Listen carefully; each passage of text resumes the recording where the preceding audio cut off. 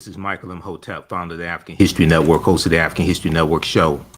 I'm a talk show host, researcher, lecturer, writer, and historian. So it is Tuesday, November 15th, 2022. And we are live. This is a special edition of the African History Network show. I did the show Sunday, but we had some technical difficulties. So I'm broadcasting the show over in its entirety today. All right. So hope everybody's doing well today. Share this broadcast on your social media platforms.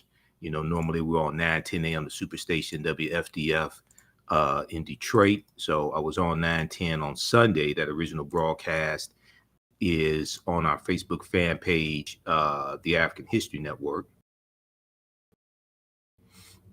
But it didn't pass. Okay, so we're going to start here in just a minute. How's everybody doing? Let's see. Let's go with this here. All right.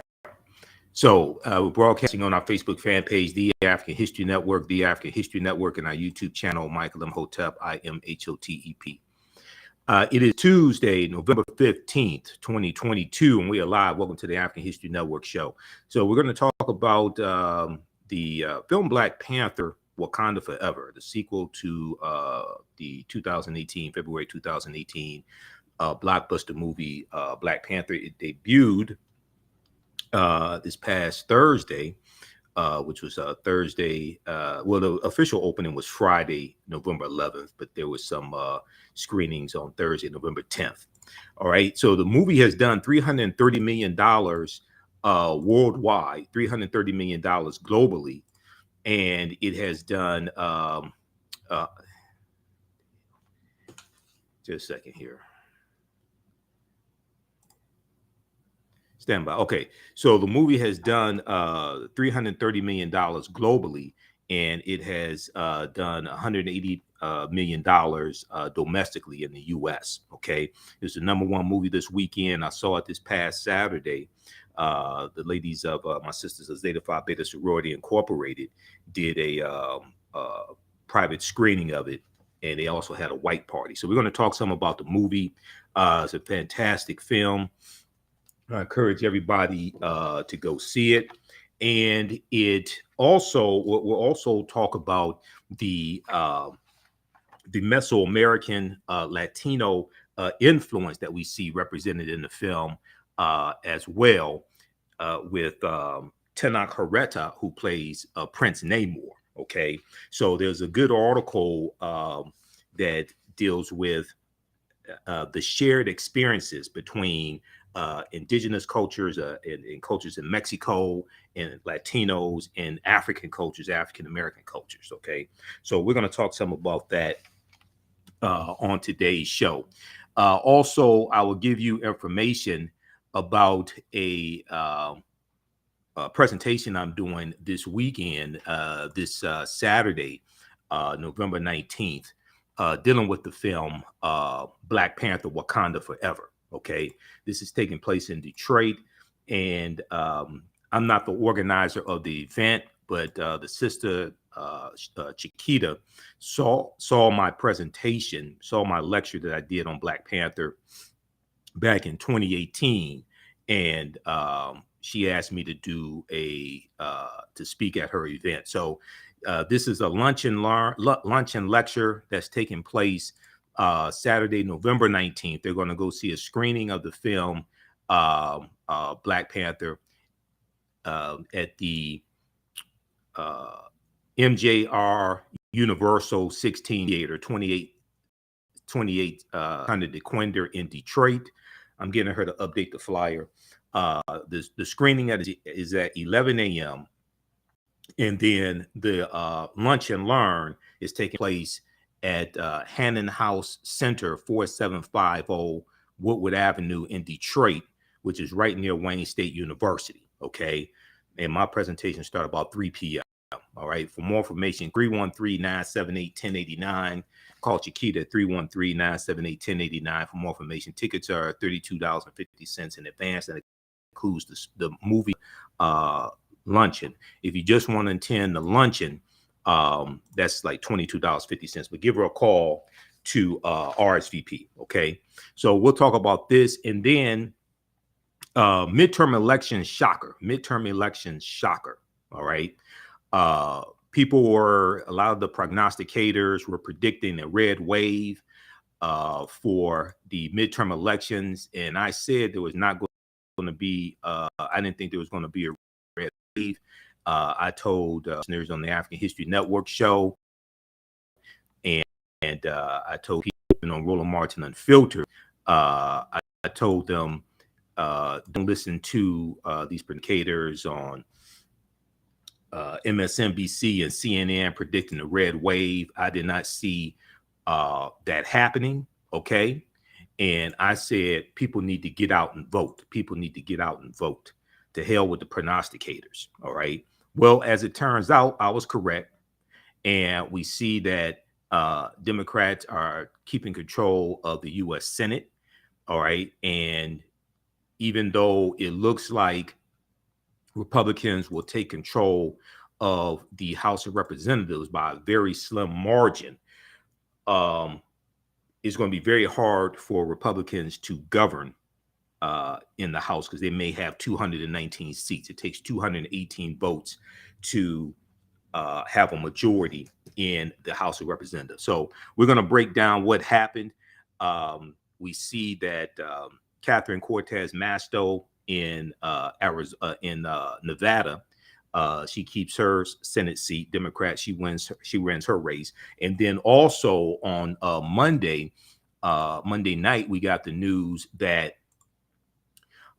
Katie Hobbs in the Arizona governor's race. Carrie Hobbs beats the Trump-backed crazy lady, Carrie Lake, conspiracy theorist Carrie Lake. She did. Katie Hobbs wins the governor's race there, which is as well, not just for Democrats, but for democracy. Okay, just for sanity, just for sane people. So we'll discuss the midterm elections. Give you some updates there. I was in Washington, D.C. on Tuesday, November 8th, for the for Roland Martin's 7-hour. We ended up doing 8 hours of election day coverage. Okay, so I was there live in the studio for that. So we'll post. So I'm going to share some of that broadcast with you as well. He had over 50 guests scheduled. So I flew to Washington, D.C. Tuesday morning, had a 6 a.m. flight out of Detroit.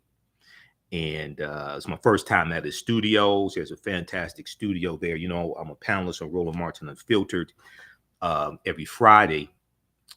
His show airs Monday through Friday, 6 p.m. to 8 p.m. Eastern Standard Time.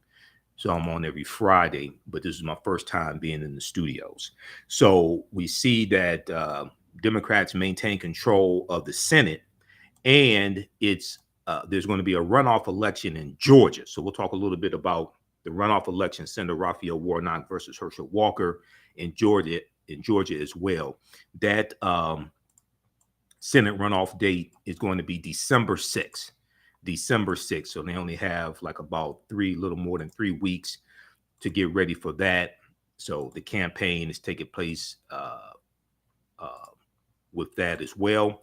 And when we did the election day broadcast for Roland Martin Unfiltered, I said on that broadcast that Democrats were going to end up with 51 Senate seats. Okay, we see they have 50 now, 50 Senate seats now after the midterm elections.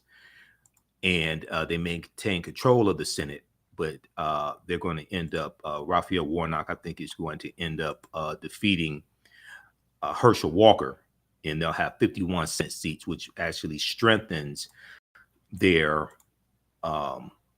control of the U.S. Senate.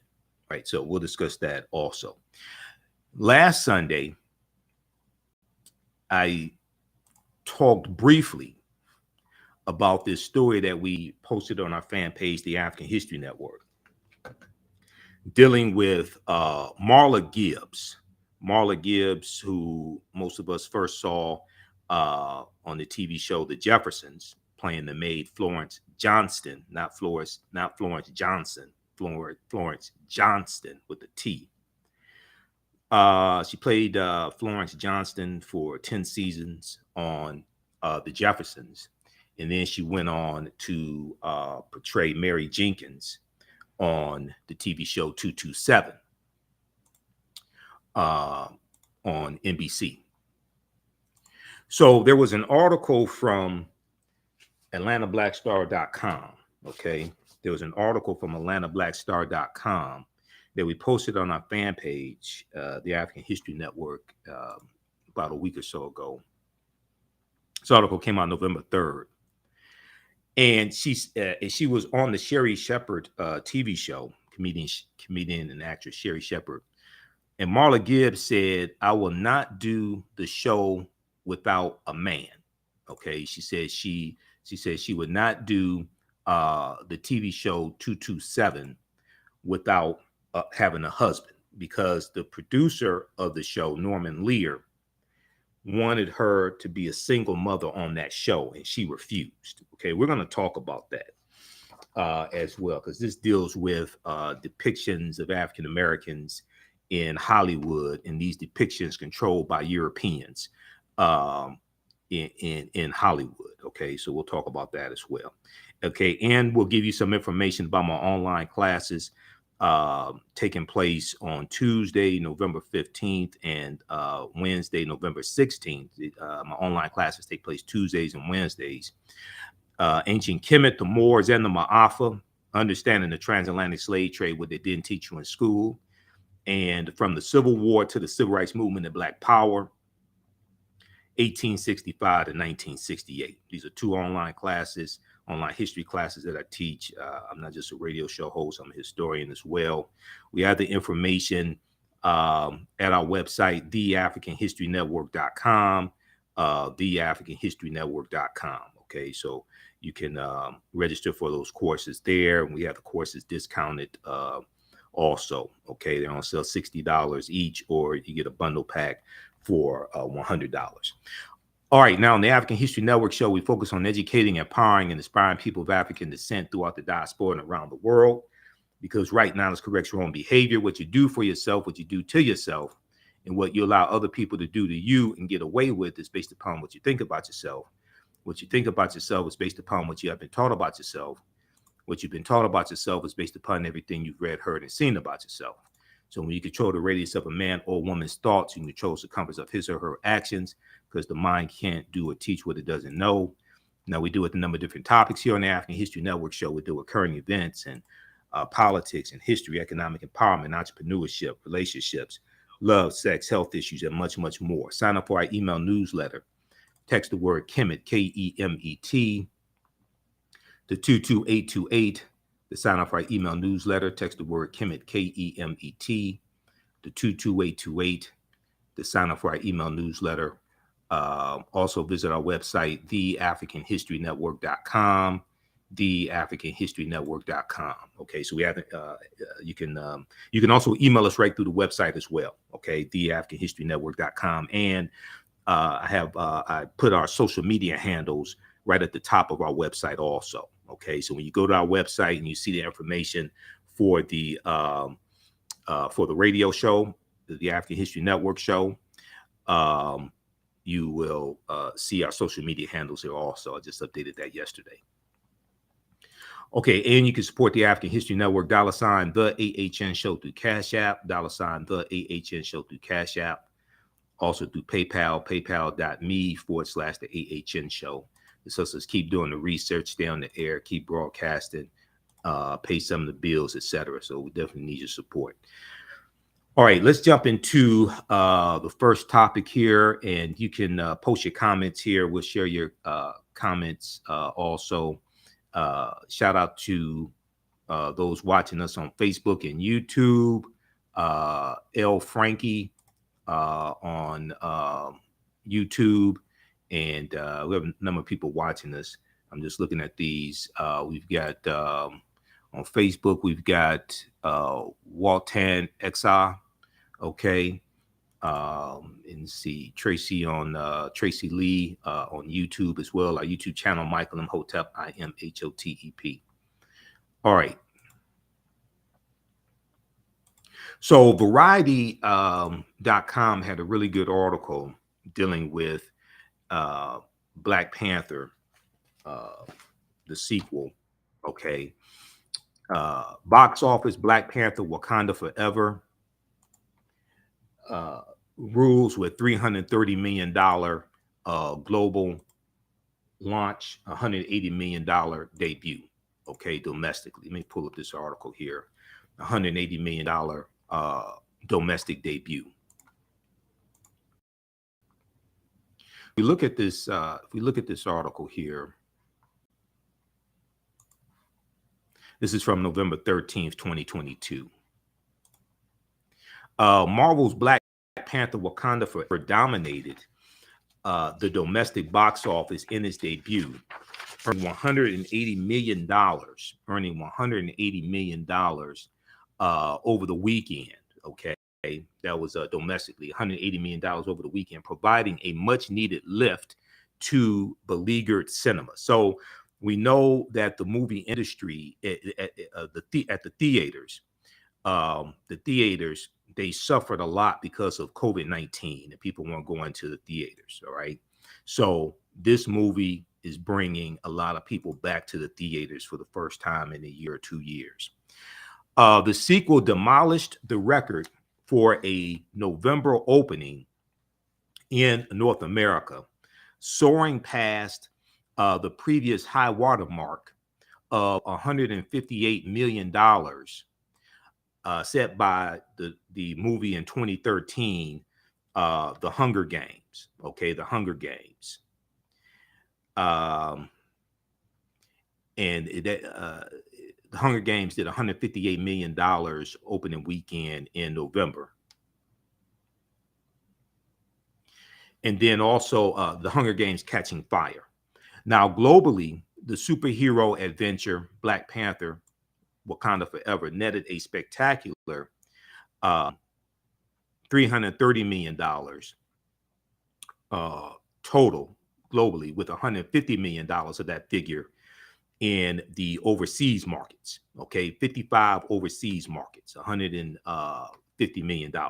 Now, this is huge because the narrative that exists in Hollywood is that movies with a predominantly African-American cast, predominantly Black cast, don't do well overseas. Okay, so there is an aversion to having movies with a predominantly African-American cast. Okay, and Michelle Hernandez said highest November opening supposedly. Yeah, it's the highest November. It's the highest November opening debut weekend for a film. Yes, it is. So what happens is in Hollywood, you have the stereotype that movies with a predominantly African-American cast don't do well overseas. So people don't want to see that. All right.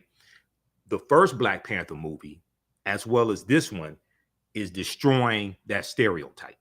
Okay. And when you can destroy that stereotype, then that opens it up for more movies where we are the center of the narrative, and we can have African-American writers like this movie here. Ryan Coogler and Joe Robert Cole, his writing partner, they're the writers of this film. Okay, they're the writers for this film, and Ryan Coogler is the director as well.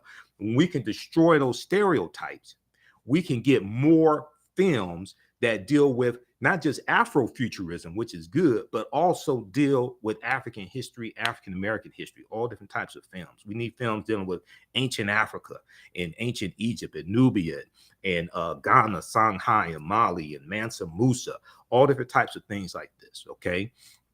Now, Michelle Hernandez on YouTube said racist folks are saying the only reason a Black movie did this well was because it was tied to Marvel Comic Universe. Okay. It's still huge. Okay. It's still huge. And racist people are always going to try to come up with some excuse to take away our victories. Racist people are always going to try to come up with some excuse to take away our victories, to try to diminish our accomplishments. Okay, this is what they do. Okay, so we need to keep up. We need to keep on doing what we do. Okay, Black excellence, Black girl magic, all different types of things like this, African excellence, etc. In the movie Black Panther, you know, Queen Ramonda says, "Show them who you are." Okay, that's what we need to do. We need to show the world who we are. Muhammad Ali, when he won the championship, the heavyweight championship in 1964, he said, "I shook up the world." We need to shake up the world. Okay, just like African Americans shook up the world with the results of the midterm elections because they thought it was going to be a red wave, and it was not a red wave. It was a red trickle. Okay, now back to the article from Variety.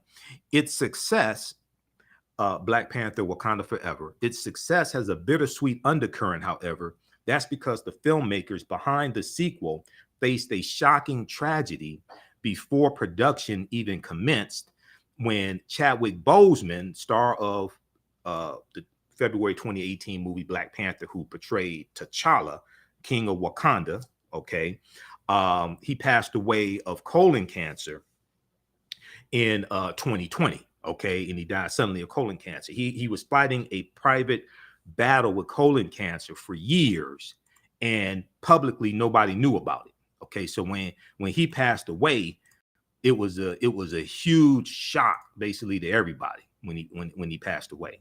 And I remember getting the news, and we were blown away by it. We saw pictures of him a few weeks before he passed away, and he did not look well. But a lot of people, you know, we didn't know what was going on. Is he losing weight to play in a different role, or what? What's going on with him? Okay, but we also our brother Chadwick Boseman. So there was speculation. Okay, now Ryan Coogler and Joe Cole, because of the death of Chadwick Boseman, they had to rewrite the script because they already had a script written. So they had to totally change everything. So there was a lot of speculation. Okay, how are they going to be able to pull this off? What's the storyline going to be, etc. So Chadwick Boseman was only 43 years old when he passed away. In response, Ryan Coogler, director of the film and co-writer, refashioned Black Panther Wakanda Forever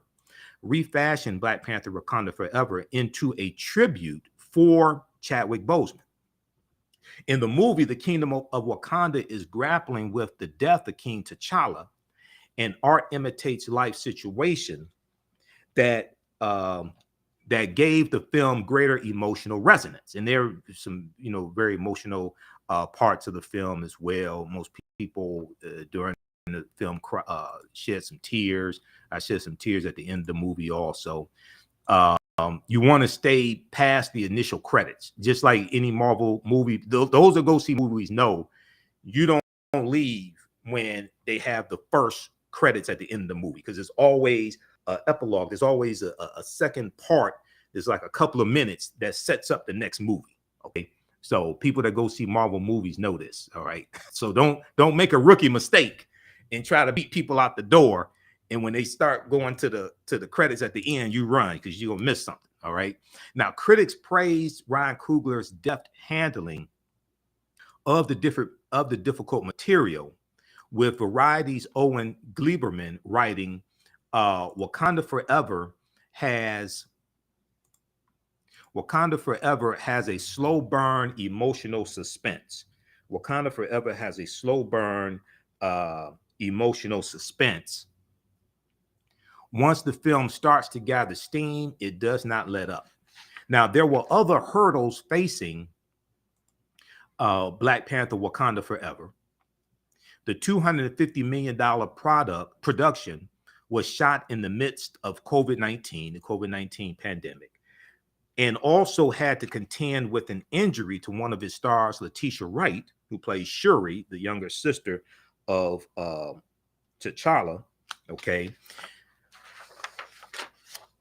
So Letitia Wright was injured during the filming, so they had to suspend filming for 2 or 3 months or so. That's to say nothing of the dramatically altered theatrical landscape that it now must navigate. When Black Panther hit screens 4 years ago, China and Russia were still major.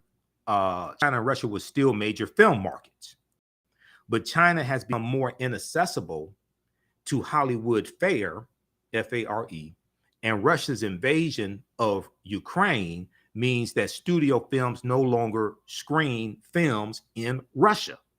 So that cuts off the Russian market. Okay. So things have changed since the first Black Panther movie came out. You have the COVID-19 pandemic, you have the Russian market cut off, okay, because Putin decided to invade Ukraine. And then China has become more inaccessible as well. So Black Panther Wakanda Forever will be a global powerhouse, but they're speculating that it probably won't hit the $1.4 billion mark that its predecessor achieved. And few films can hit that mark today. We'll see. Maybe Black excellence is going to defy the odds once again. We'll see if it hits 1.4 billion or exceeds 1.4 billion worldwide. Okay. All right, now, as it stands, Wakanda Forever has the second biggest domestic debut of this year, behind the $187.4 million launch of Doctor Strange and the Multiverse of Madness. Doctor Strange in the Multiverse of Madness. Now, the Doctor Strange movies are okay. They're good. I'd rather see Black Panther. Okay, that's just me. I'd rather see Black Panther. Now, it also commands the third best pandemic era bow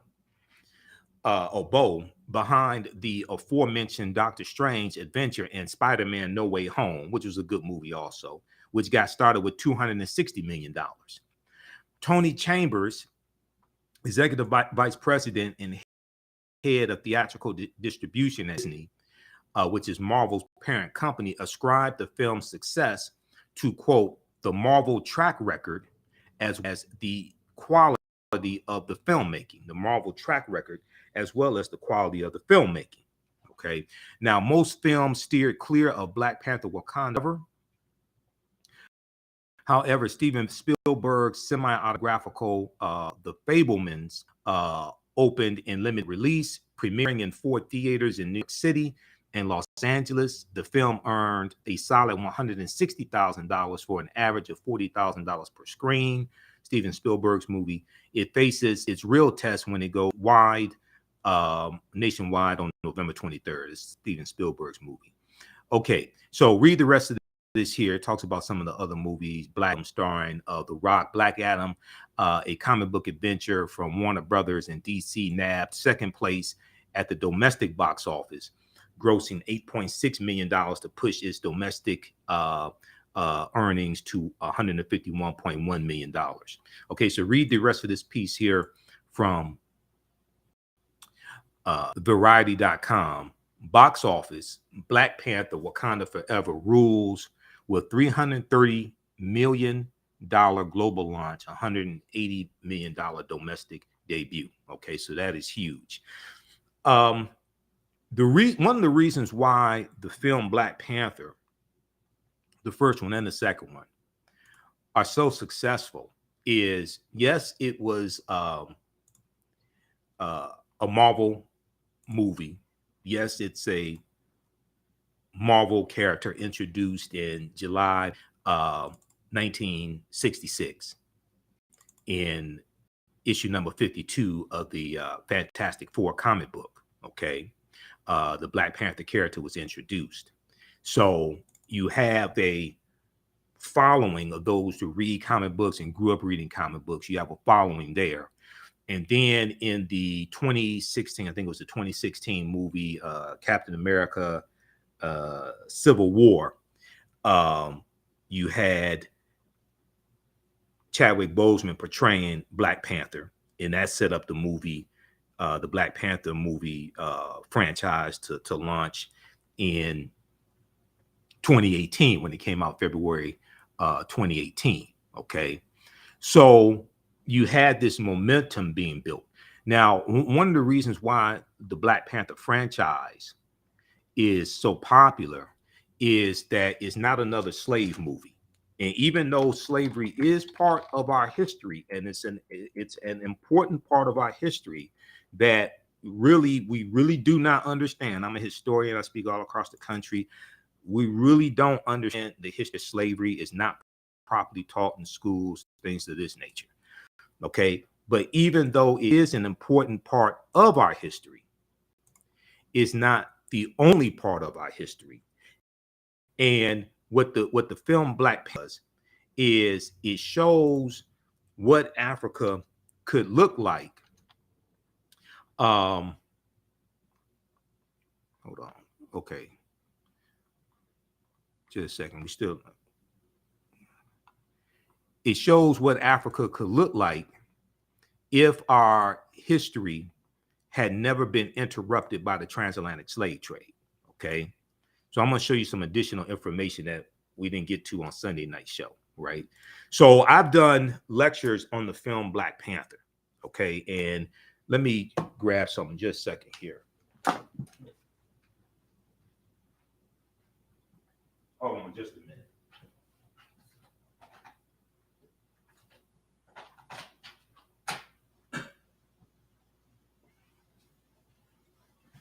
Okay, I'm back. All right, so I've done lectures on the film Black Panther, my main lecture is available at our website, TheAHNShow.com, TheAHNShow.com. These slides here are from my lecture, okay? And this deals with why the film Black Panther is so important and so powerful. This lecture here I did in 2018, April 2018. This is almost 3 hours of Black Panther analysis, African history, culture, and Afrofuturism. So this is available at our website, TheAHNShow.com, TheAHNShow.com. It's on sale, $10. So we got to see what Africa could look like if our history had never been interrupted by the transatlantic slave trade, because Wakanda is the most technologically advanced nation on the earth, in the world, in the movie. And they use, the world looks at Wakanda as a third world country because that's the type of image that Wakanda projects. It uses technology to disguise how technologically advanced they are and give the impression that they are a third world country. And that's designed to protect the vibranium, which is a mineral, and it's like the hardest metal in the world. And it can only be found in Wakanda, at least we thought till the sequel, where we find out that Prince Namor, played by Tenoch Huerta, reveals that vibranium is also in Talokan, his underworld nation. Okay. And this makes them vulnerable to Europeans coming to rob them of their natural resource. All right. So this is something that we see in the film Black Panther: Wakanda Forever. So we got to see through Afrofuturism possibly what Africa could look like if our history had not been interrupted by the transatlantic slave trade. And we get to see African people ruling a nation, controlling natural resources, controlling an economy, being prosperous, engaging in creating technological inventions, etc. We get to see all this in the movie. So now these are some slides from my actual presentation on Black Panther. The character of T'Challa, the Black Panther, was introduced in July 1966, issue 52 of the Fantastic Four comic book. And in issue 52, now it was a two-part story, okay? 52 and issue 53. In the Fantastic Four comic book, the Black Panther defeats the Fantastic Four. All right.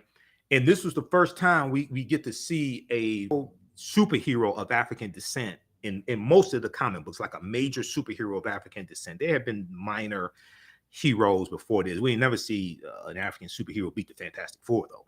Okay. And T'Challa reveals that he says, I am, as you see, hereditary chieftain of the Wakandas, and perhaps the richest man in all of the world. But it was not always so. My tale is one of tragedy and deadly revenge. Okay, so then the next issue, 53, they continue, and he talks about his father being killed, things like this, and he uses fighting against the Fantastic Four as a test to determine if his powers are strong enough for him to go avenge the death of his father, T'Chaka.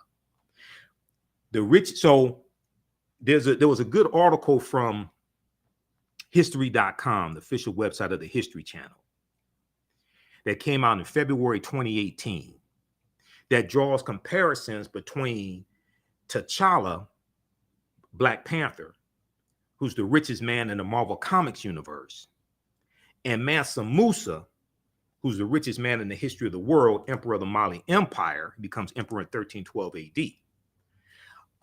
And this article from history.com says, in the vast fictional universe of Marvel Comics, T'Challa, better known as Black Panther, is not only king of Wakanda, he's also the richest superhero of them all.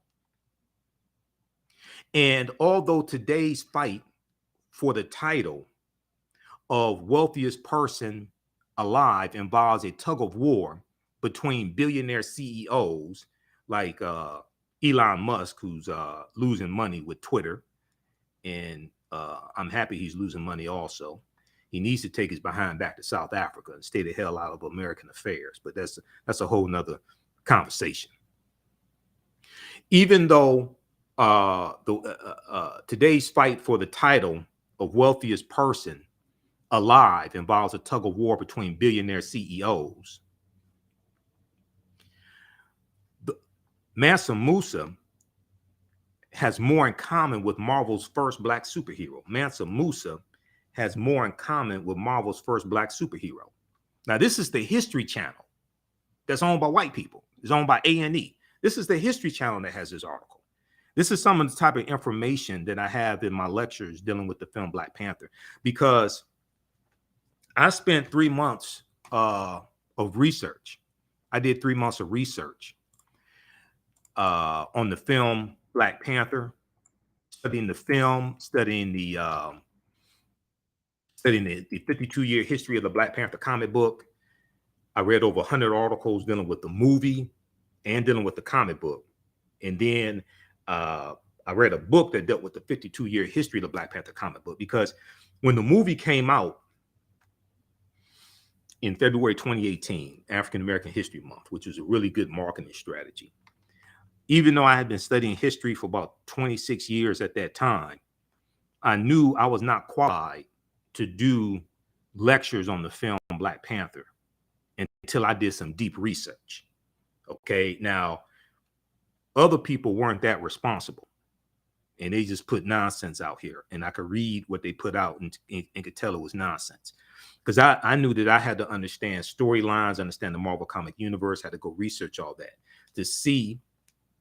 to understand what Ryan Coogler and Joe Robert Cole did. Okay, so if we go back to this article here, how's everybody doing? Share this broadcasting and social media platforms. We'll come to some of your comments here in just a minute. And be sure to order my lecture at our website, TheAHNShow.com. And then with the film Black Panther, and those in Detroit, you can come to the presentation I'm doing on Saturday, November 19th at Hannon House in Detroit. We have the information on the homepage of our website as well. Okay, so Mansa Musa became ruler of the Mali Empire in 1312 Common Era, or AD, taking the throne after his predecessor Abubakar II, for whom he served as deputy, went missing on a voyage he took by sea to find the edge of the Atlantic Ocean. Mansa Musa's rule came at a time when European nations were struggling due to raging civil wars and a lack of resources. Now, this is the History Channel telling you that the Mali Empire and West Africa are thriving in early 14th century Common Era, AD, 1312, while Europe is in disarray. They're coming out of the Dark Ages. They come out of the Dark Ages in the 1300s, going from the 1300s into the 1400s. They're dealing with disease. They're dealing with famine. 1347 to 1400, the bubonic plague hits, the Black Death. Europe loses 1/4 to 1/3 of their population. Somewhere between 25 million and 75 million people in Europe die because of the Black Death. Now, this is the History Channel telling you that West Africa is thriving. Okay, Mansa Musa's rule came at a time when European nations were struggling due to raging civil wars and lack of resources. During that period, the Mali Empire flourished thanks to ample natural resources like gold and salt. Now, these are Europeans telling you this. Okay, this is why we have to have a variety of movies that are made that tell this story. We need movies made about the Mali Empire and Ghana and Songhai and Mali, things like this. The University of Sankore and the city of Timbuktu. All of this, okay? Yes, ancient Kemet, but not just ancient Kemet. We had other empires besides ancient Kemet, okay? Zimbabwe and Carthage, and with Hannibal Barca and the Phoenicians, the Carthaginians who were descendants of the Phoenicians, all of this. Read the rest of this article here from history.com, March 19th, 2018, the month after the first Black Panther movie came out. This 14th century African emperor remains the richest person in history. This 14th century African emperor remains the richest person in history. Okay, so the film Black Panther relates to African history in various ways, and this is what I bring out in my lectures. Okay, on the film. Okay, and I did extensive research on the film and the comic book to be able to do these lectures and do the lectures responsibly. On the film Black Panther. So this is some of the type of information you'll get if you come to my presentation on November 19th. Okay, Saturday, November 19th. Sister Chiquita saw this lecture right here that I did. She got this lecture from me 2 or 3 months ago. I was at an event here in Detroit, and she was blown away by my presentation. She told people about it, and she said she wanted to hold a screening of the film and have me do a presentation afterwards. So this is taking place Saturday, November 19th. We have the information right on the homepage of our website, TheAHNShow.com. It's taking place in Detroit. So the movie screening is going to be at 11 a.m. at the MJR Universal 16 Theater in Detroit, 28600 DeQuinder Avenue in Detroit. And then we'll go over to Hannon House Center, which is right near Wayne State University in Detroit, Woodward, right near Warren Avenue. The luncheon is 2:30 p.m. to about 4:30 or 5. Okay, my presentation is going to start right around 3 p.m. Okay, and you can call Sister Chiquita 313-978-1089 for more information. 313-978-1089 for more information. You can also call the African History Network 313-462-0003. I'll try to answer your questions. I'm not the organizer of this event. She is. Okay. Tickets are $32.50 in advance by November 15th. She said you can buy tickets, I think, up until Wednesday because she has to give the theater a count. If you just want to come to the luncheon part, if you've already seen the movie, you just want to come to the luncheon, it's like $22 for that. Okay. But give her a call, RSVP. And then you can register for the online history classes that I teach as well. Wednesdays, next class is Wednesday, November 16th. So if you like this type of information that you see on the African History Network show, definitely register for our online history classes. This helps finance what we do, financial research, helps us stay on the air, keep broadcasting, etc. Wednesday, November 16th, 2022, 7 p.m. to 9 p.m. We do the classes on Tuesdays and Wednesdays.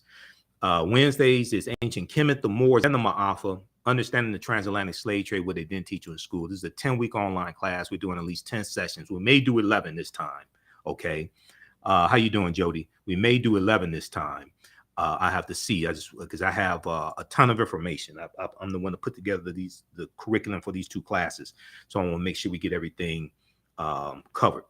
Want to make sure we cover all the information. We do the sessions live. All the sessions are archived and recorded, so you can go back and watch the classes on demand anytime. So a year from now, 2 years from now, you can go back and watch the entire class. Click right here for register here. It takes you to the next page. And on the next page, just click on enroll. And the class is on sale $60, regularly $130. Next page is click on enroll. Click right here, enroll. And then you can start, as soon as you enroll, you can start watching the content. All right. So we have that one. And then the class that I teach on Tuesdays is from the Civil War to the Civil Rights Movement and Black Power, 1865 to 1968. From the civil, this is another 10-week online class. I created the curriculum for this as well. I'm studying history 30 years. And we start in the year 1800. We look at the 1800 census. Then we look at 1803 with the Louisiana Purchase and the Haitian Revolution. Okay. From the Civil War to the Civil Rights Movement and Black Power, 1865 to 1968. We'll do at least 10 sessions. We may do 11. I just have to see how long it takes me to get through all the information, because there are 2 binders full of information that we do it in this second class. So we look at something that's probably 60, 70 articles, book references, video clips, everything. Next class is Tuesday, November 15th, 7 p.m. to 9 p.m. Eastern Standard Time. Same format for this class as well. We have a bundle pack where you can get both classes. The bundle pack was $130. It's discounted to $100. Okay. So information for the bundle is right here. And I need to update. I need to refresh the screen because it's already updated with the updated information. Okay, so register for the classes, and we'll see you in class. You can also use this information with your children. I would say the content is PG-13. Okay, it's not overly graphic or anything like that. So you can use this with your children, and it's very visual. I do a PowerPoint presentation. We have book references, articles, video clips, all of that. So it's engaging as well. Okay, let's go back to this information here dealing with Black Panther, Wakanda Forever. And Tracy Lee on YouTube said, slavery is not our only history. You're absolutely correct. Remote admin JJ2 said, I caught it on 3D. It was a blast. Wakanda Forever. Child of K said, Chidi, African American, one place. Tracy Lee said she's happy Elon Musk is losing money. Michelle Hernandez on YouTube said, I've been hoping for a big movie on Mansa Musa and the Mali Empire for years. Yeah, there definitely needs to be one. Jody Rayner on YouTube, our YouTube channel, Michael Imhotep, Imhotep. She said, Hotep, well said. Hotep is offering a piece in the ancient Middle Netter language, ancient language of the ancient Egyptians, for those that don't know. She said, well said. I'm not sure if Jody, think that's I'm not sure if it's male or female. Jody. I think that's male. Jody. I'm not sure because it's Jody and Jodie. So let me know, Jody. Not trying to be disrespectful. Well said. Our ancestors are related. Our ancestors are related to the great civilizations of all time, laying the foundation of the world. Okay. All right. So let's go back to this. Now, there was a good article from, there's another good, because I've read a number of different articles dealing with the film Black Panther. I'm getting ready for a presentation that I'm doing also, my first lecture on the film. We're going to talk about the taloconil hand sign that we see in the film, where that comes from. okay, amongst Prince Namor and his people. Where does that hand sign come from? Okay, we'll talk about that. But there was a good article from Yahoo News that deals with Wakanda Forever cast on how the film explores shared experiences, how the film explores shared experiences of Black, and they say Latinx, it should be Latino. People need to stop using Latinx. But Latino people are so similar. Our wounds are so similar. It's something that we see represented in the film as well, okay? Because this film brings a dynamic of Mesoamerican culture into it, as well as African culture. All right, with them casting, with them making Prince Namor, the Submariner, Latino as opposed to a European. If we look at this article here, and let me pull up this information also. You can support the African History Network. You give us a thumbs up, give us a heart if you like this broadcast. You can also support us through Cash App, $ the AHN Show through Cash App. Then also through PayPal, paypal.me / the AHN Show, paypal.me / the AHN Show. If we look at this article here, let me go back to it.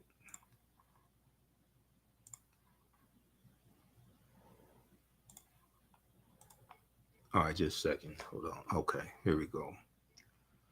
If we go back to this article,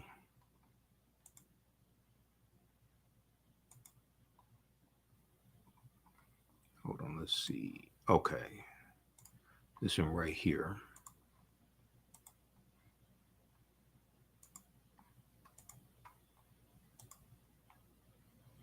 Wakanda Forever cast on how the film explores shared experiences of Black and Latino people. Our wounds are so similar.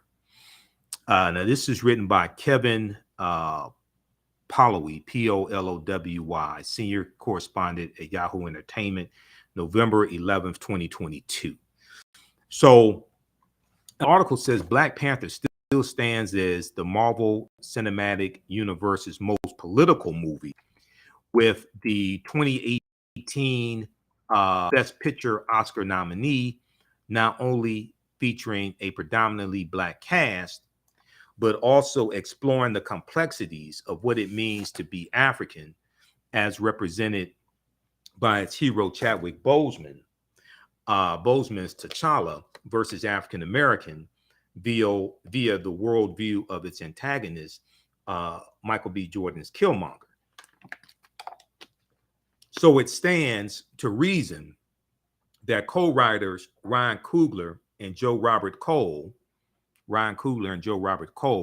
have infused the new sequel, Black Panther Wakanda Forever, with similar real-world cultural commentary.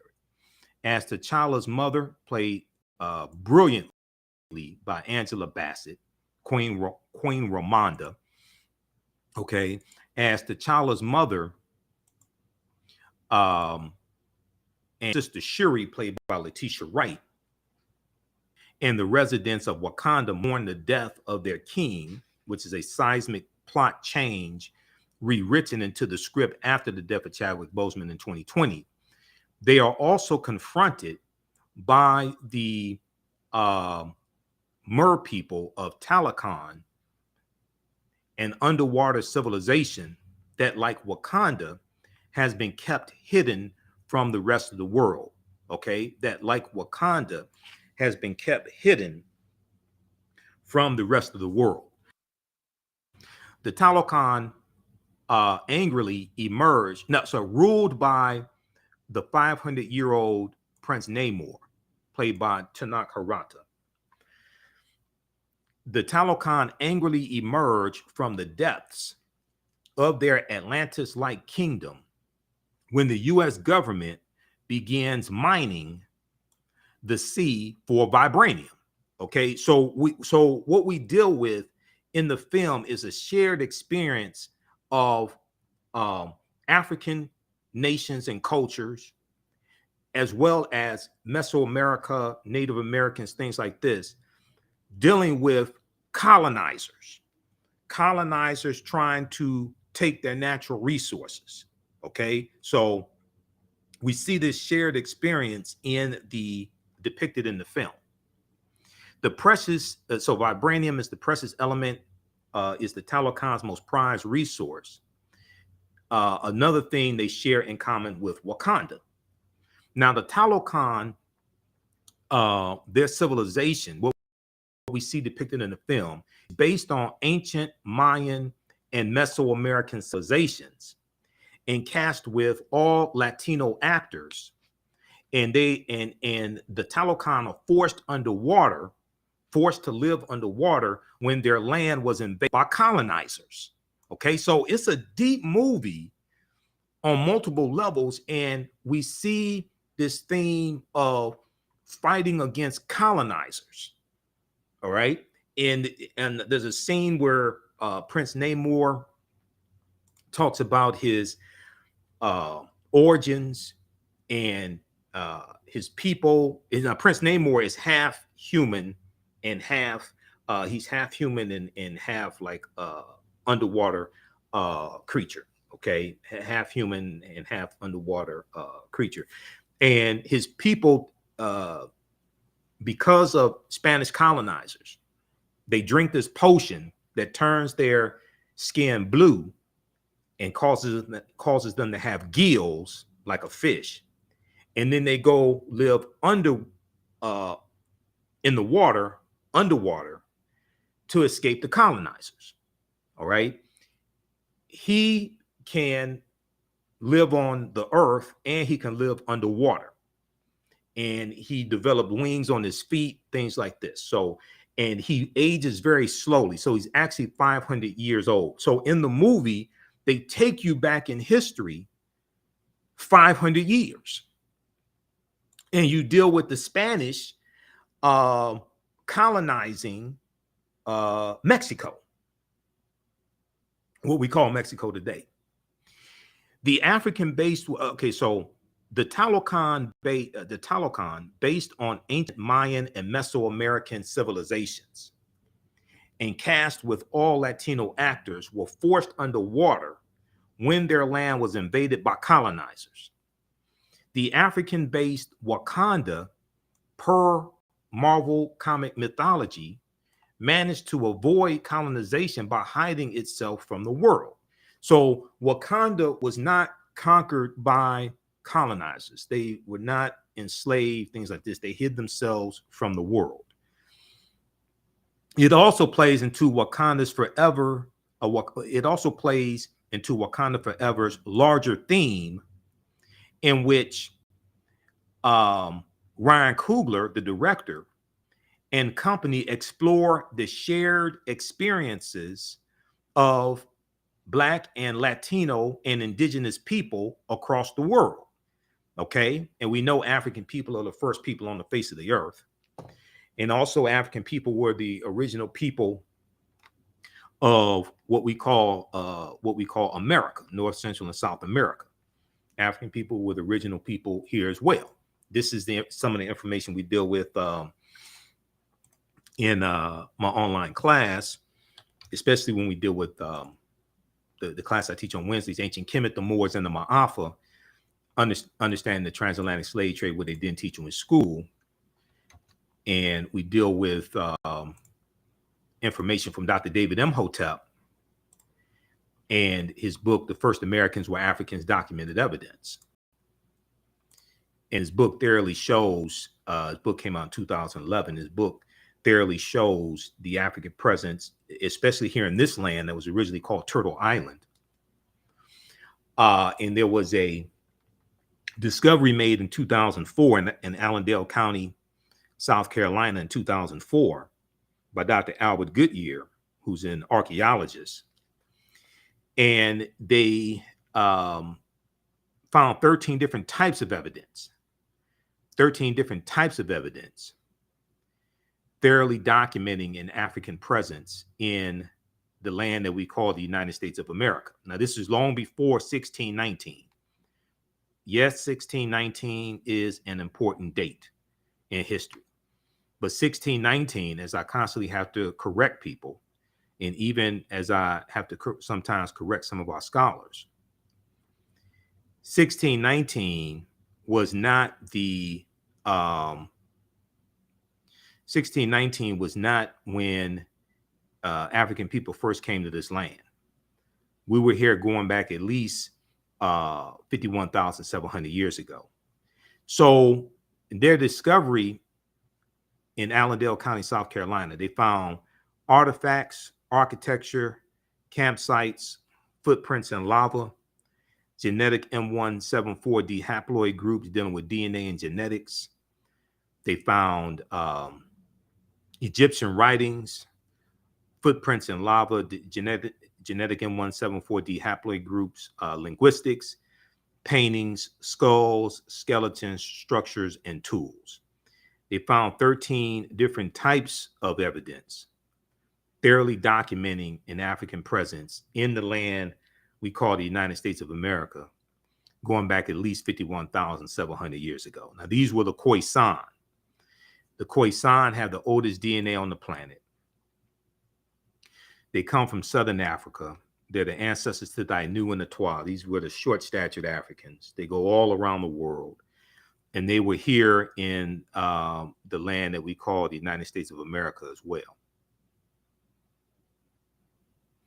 Now, this is a picture of Dr. Albert Goodyear, and this references an article from ScienceDaily.com that this references an article from ScienceDaily.com that came out November 18th, 2004.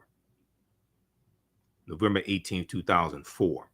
It's called New Evidence Puts Man in North America 50,000 Years Ago. And ScienceDaily.com is a scientific website. And they have scientific discoveries there, archaeological discoveries, etc.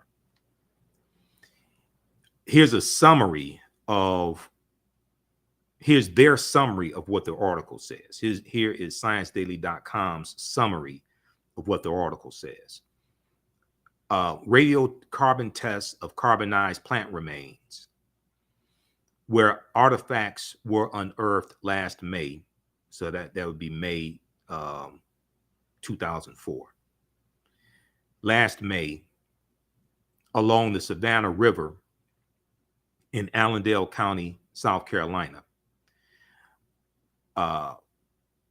by University of South Carolina archaeologist Dr. Albert Goodyear, indicate that the sediments containing these artifacts are at least 50,000 years old, meaning that humans inhabited North America long before the last ice age.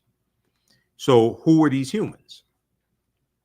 These were the Khoisan, who have the oldest DNA on the planet. Okay, this is who these humans were. All right, now if we go back to this piece from Yahoo News, Yahoo Entertainment, Wakanda Forever casts on how film explores shared experiences of Black and Latino people. Our wounds are so similar. Our wounds are so similar.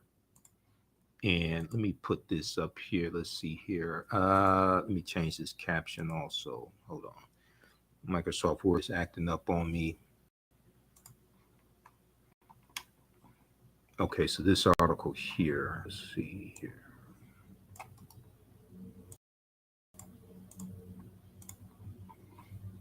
Okay, let's go back to this. Let's continue. Now, here's a scene from the film also. Prince Namor confronts Queen Ramonda.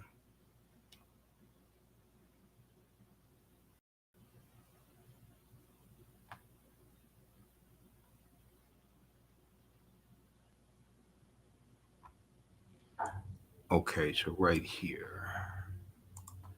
Let's pick it up right here.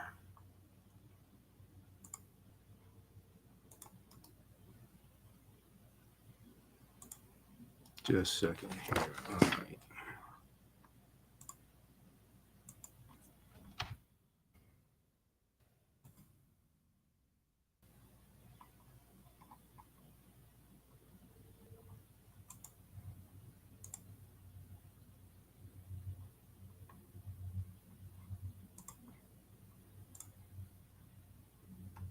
Okay, hold on. The computer's freezing up.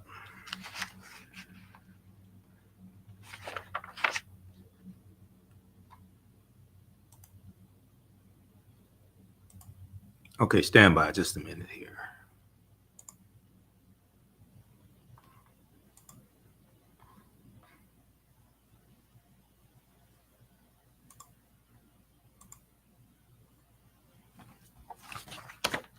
Okay, let me pull that article back up. I just lost it.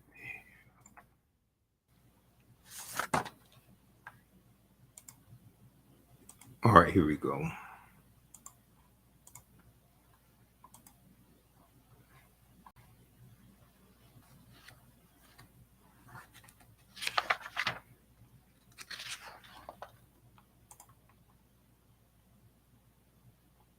Okay, so the Talocan, based on ancient Mayan and Mesoamerican civilizations and cast with all Latinx actors, were forced underwater when their land was invaded by colonizers.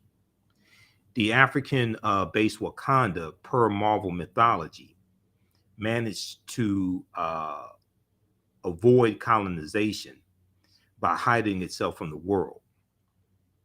It all plays into Wakanda's larger theme, in which director Ryan Coogler and company, explore the shared experiences of Black, Latino, Indigenous people across the world. In many ways, the film's budding rivals, Shuri and Namor, are the new T'Challa and Killmonger. Ryan Coogler said, quote, the things that our cultures have in common, I think it's been much discussed and much written about. The things that our cultures have in common, I think it's been much discussed and much written about. He said, what transpired on the continent of Africa, if you think about it, what transpired in the Americas, you'll see similarities. But in this movie, they both just kind of want to be left alone. Okay, but in this movie, they both just kind of want to be left alone. Especially, he goes on to say, especially if you contrast Wakanda, which had never been colonized, with these Talocan who fled colonization. There's a conversation about indigenous people and their experiences, which I think is really interesting, says producer Nate Moore, because it is a shared experience, and it's unfortunately globally shared experience by a lot of people. It's an unfortunately globally shared experience by a lot of people. And I think the conversation that Namor is having with Wakanda is, hey, here's why I'm so intent on protecting my people, because the only reason we live where we live is because we were fleeing this thing. They were fleeing colonization. That probably could happen again and could happen to you. So Nate Moore goes on to say, producer Nate Moore goes on to say, and I think that makes it timely. I think that maybe there's a feeling that colonization was a thing of the past, but it's still happening. Okay. I think maybe there's a feeling that colonization was a thing of the past, but it's still happening. Okay, here's the cast here also of Black Panther Wakanda Forever. Some of the cast members. Now, Lupita Nyong'o, who's Mexican born and Kenyan raised, who plays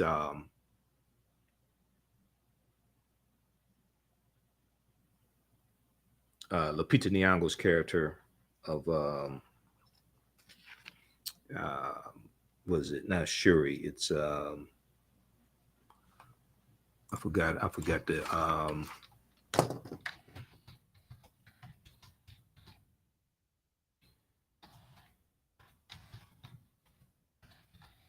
forgot her name in Black Panther. It'll come to me.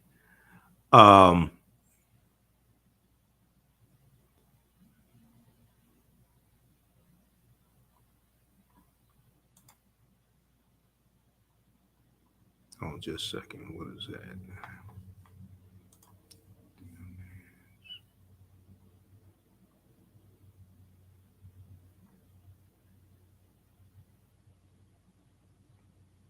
Nakia in Black Panther. Okay, so Lupita Nyong'o's character. Let me go back to this here. Okay, says Lupita Nyong'o, Mexican born and Kenyan raised. It draws a correlation of how distinct the experiences are, but also how similar. Our wounds are so similar, and we see this in this story. Our wounds are so similar, and we see this in this story. Talocan echoes Wakanda as much as the Latino experience can echo the Black experience. And I just love how we go head to head in this film. And at the end of the day, it's okay. Where is our point of truce? At the end of the day, it's okay. Where is our point of truce? TRUCE.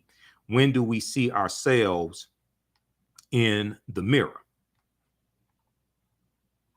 Now, Tanaka Reta, who plays Prince Namor, echoes similar sentiments, citing, he's Latino, echoes similar sentiments, citing the events of the Spanish conquest of the Aztec Empire, also known as the conquest of Mexico, in the early 1500s.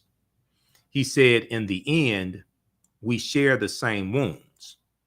This catastrophe, this Holocaust that happened to our people, our ancestors, it was almost at the same time of the transatlantic slave trade. Now, it was actually during, if you look at the 1500s, it's going on during that, and it's at the hands of the Spanish, because the Spanish were the first ones involved in the transatlantic slave trade after the Portuguese get involved in 1441. And just, everything that the Moors took into, the African Moors took into Europe and taught the Portuguese and especially the Spanish, all that's going to come back to kick us in the behind. In the end, we share the same wounds. This catastrophe, this Holocaust, happened to our people, our ancestors. It was almost at the same time of the transatlantic slave trade. Now, years later, we are trying to reconcile with ourselves. Now, years later, we are trying to reconcile with ourselves and with the other people. So I think this movie and this kind of narrative helps to create this union and bondage among all of us. But yeah, we definitely share the same kind of story. Okay, so check out the rest of this. Check out the rest of this article here from Yahoo Entertainment. Wakanda Forever cast on how film explores shared experiences of Black and Latino people. Our wounds are so similar. Okay, so check that one out. All right, now there was a piece from in the movie, we see a hand symbol that the Talocan people make. And we know the iconic Wakanda salute, right? Which comes from ancient Kemet. Ancient Egypt is the position of the Nasubites or the pharaohs when they are deceased. And it's a symbol of power. So we see this hand symbol of the Talocan. And there was a good article that dealt with the significance of that hand symbol and the origins of it. So there is a piece from collider.com called "What Does the Talocanil Hand Sign Mean?" Let me pull this one up here from collider.com.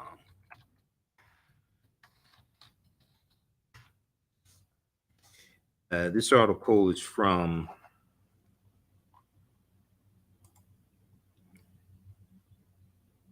November 11th, 2022.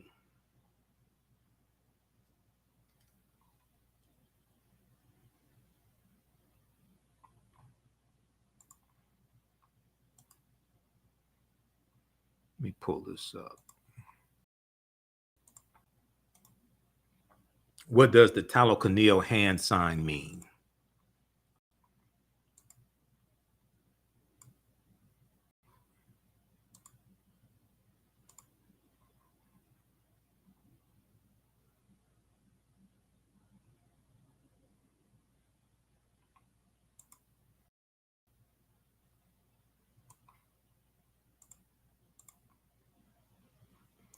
All right, let's go to this here.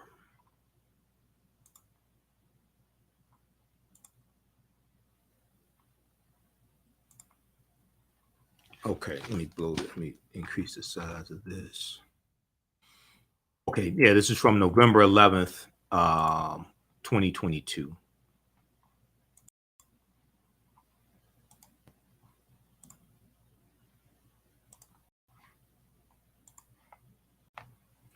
So their battle cry is "Rise Talocan." Like the battle cry for Wakanda is "Wakanda Forever."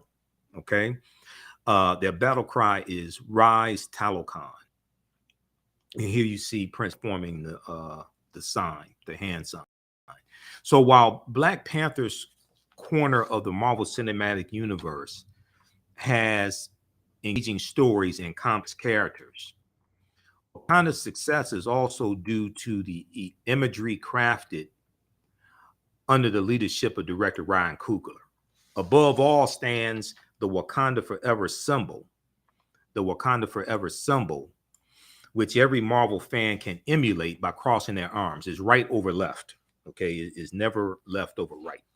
You may when 99.9% of the time when you see in the film, when you see them do the Wakanda salute, it's always right over left, because that's the position of the Nasubitis when they're in the sarcophagi, when they're in the coffins.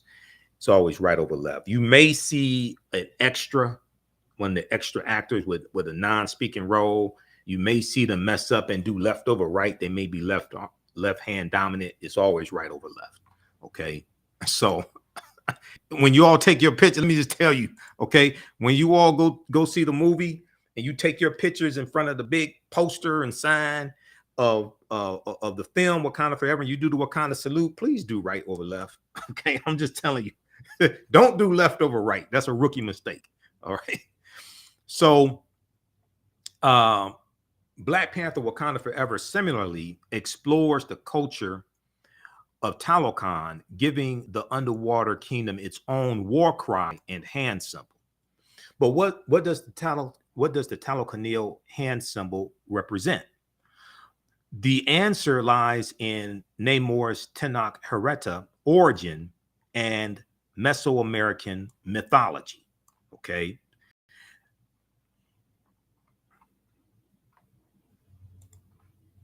The plumed serpent god, that we see in several Mesoamerican societies. The feathered serpent or plumed serpent is a recurring divinity in several Mesoamerican societies. For example, the Aztecs had Quetzalcoatl, the Quiche Maya had Tohil, and the Yucatec Maya had Kukulkan, Kukulkan, Kukulkan.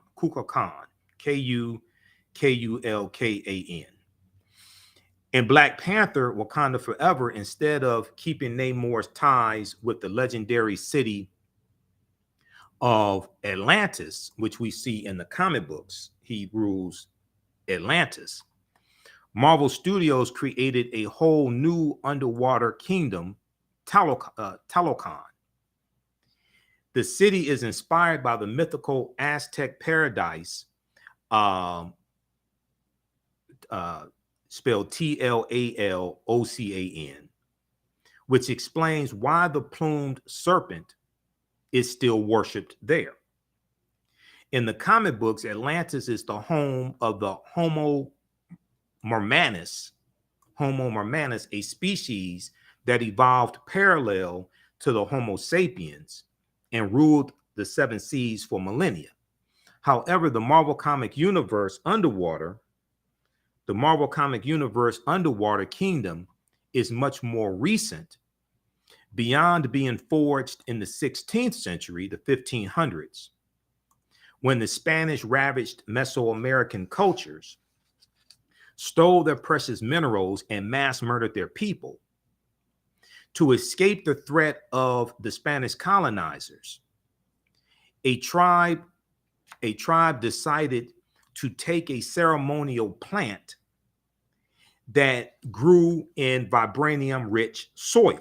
Okay, so we see this explained in the movie, and we see the origins of Namor, the Submariner.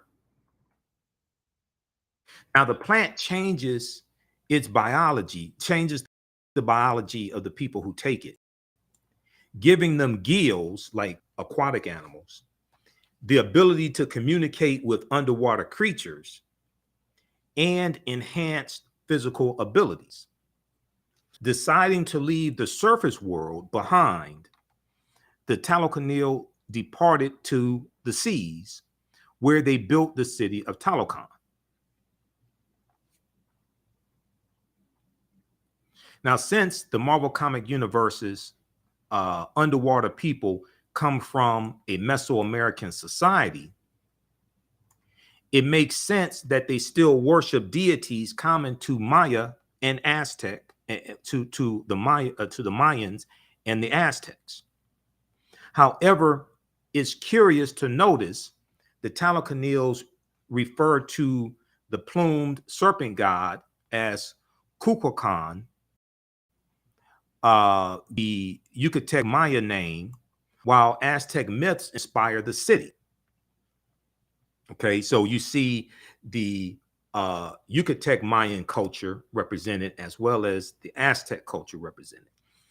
So just like Wakanda is an amalgamation of multiple African countries, Talokan picks up bits and pieces of different Mesoamerican nations. Even so, it's no wonder that Talokan chose the plumed serpent as their city's symbol, especially after the birth of Namor. Okay, so there are 11 different African cultures represented in the first Black Panther, and we see a lot of this back in the second movie.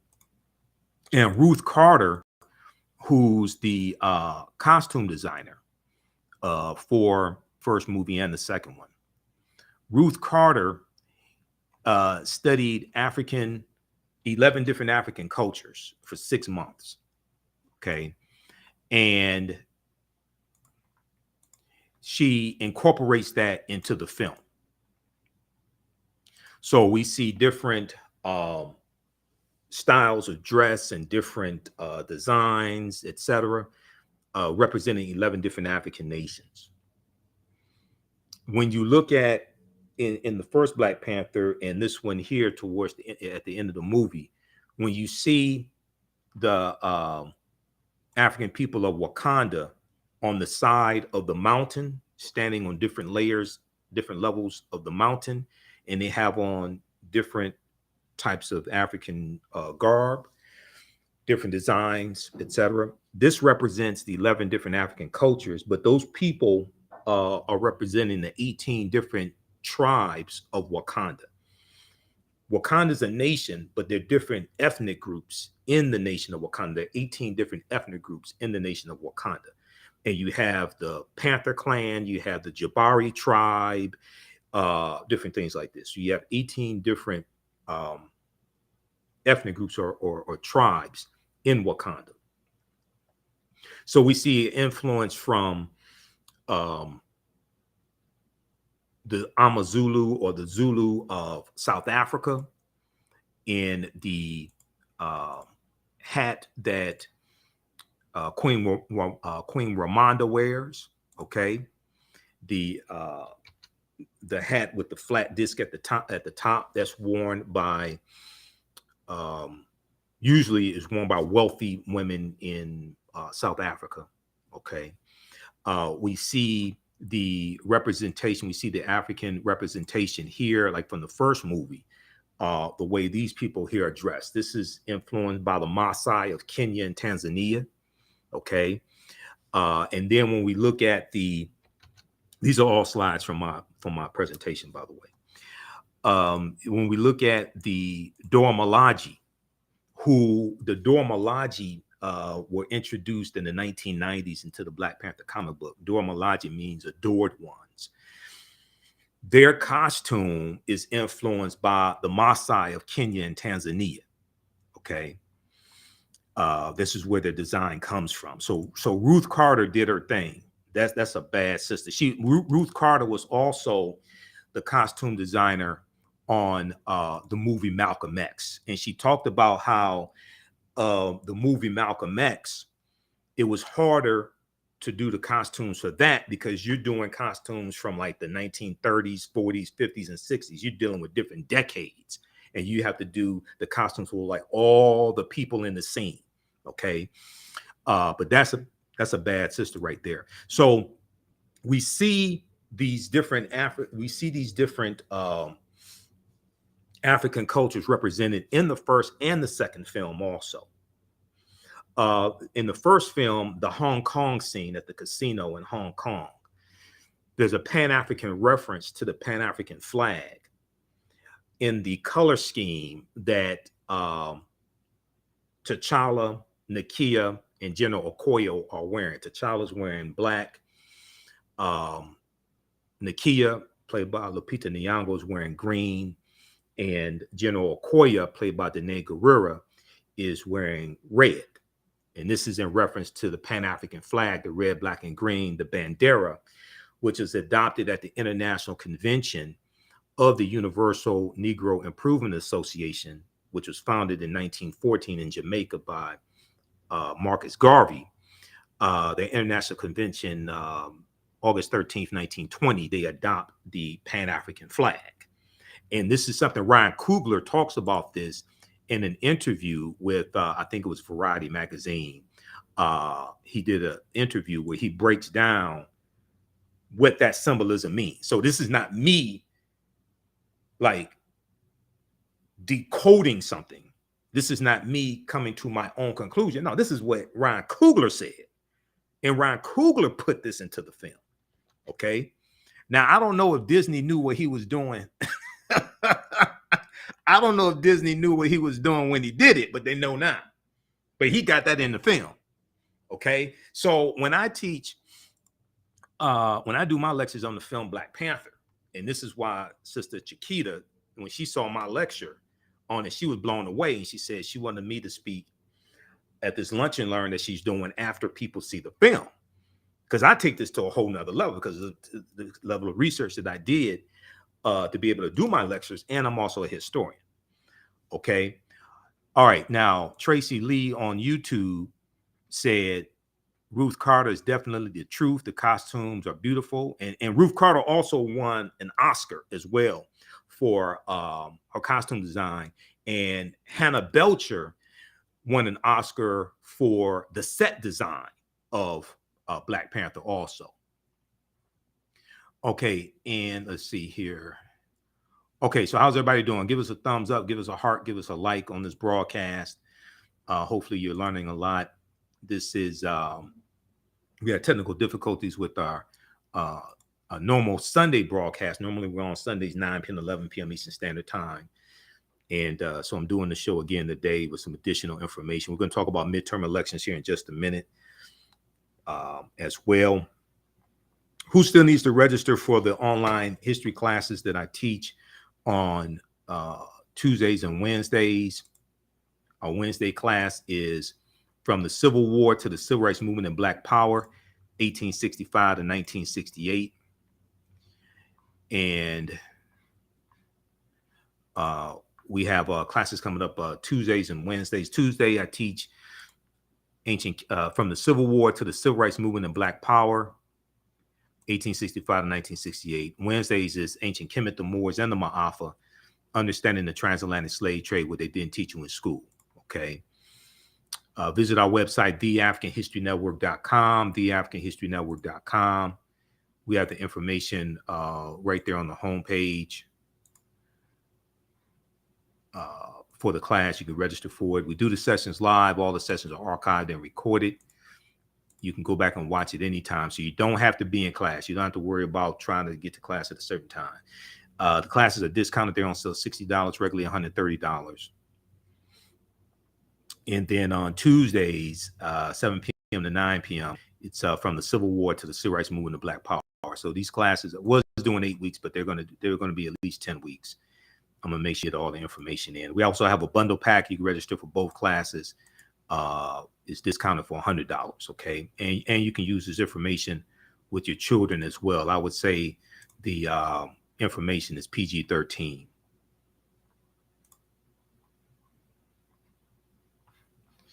All right. Okay, let's go back to, I want to go back to this here. We were talking about the hand sign, where that hand sign comes from that you see people at Talokan making. So I want to go back to that. Also, the lecture that I did in 2018 on the film Black Panther is available at our website, TheAHNHistoryNetwork.com. It's right on the home page. Okay, when you scroll down the page, you'll see the lectures there.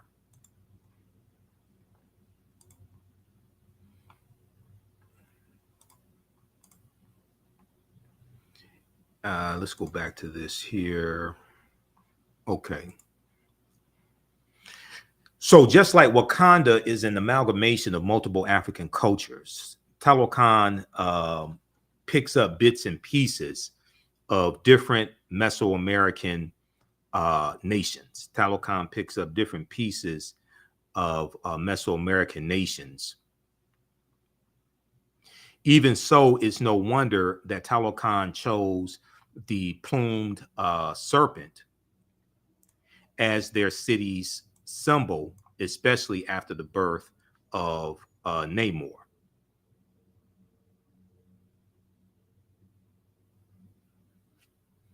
Now, Namor's mutation led to the hand symbol. Namor's mutation led to the hand symbol. Namor was still in his mother's womb when she ingested the sacred plant and became an underwater creature. The process activated a mutation in Namor's genes, giving him special abilities once he was born. For starters, Namor is stronger and faster than other Talokanils. He also has increased longevity, making him age slowly. So he's actually 500 years old. Okay. This is why he's recounting history when the Spanish colonizers came. Okay. So he's almost 500 years old. Namor is still in his prime. Namor's mutation also prevents him from turning blue when getting out of the water and allows him to absorb oxygen from the air, an ability to the Talokanils lost. Finally, Namor was born with wings on his heels, allowing him to fly. Just like the plumed serpent god, Namor is a being who crawls on the earth with his people while he can still soar through the skies. Now, it's easy to understand why Namor's birth seemed like a miracle in the 16th century. leading his people to baptize him as Kukulkan and choose him to guide them. So for almost 5 centuries, Namor has been ruling Talokan and helping forge his people's culture. That's why the Talokanils join their hands to mimic a serpent's mouth. That's why the Talokanils join their hands to mimic a serpent's mouth out of respect for the plumed serpent god, Talokan's leader and protector. Okay, so while when we look at the historical origin of Talokan's hand symbol, while Black Panther Wakanda Forever gives an in-universe reason for Talokan's hand symbol, it's worth noting that the gesture has a historical origin. A Twitter user named Aztec Empire reveals the hand symbol mimics several pictures from Mesoamerican cultures. Another curious detail is that Talokan's war cry, Rise Talokan in English, Rise Talokan,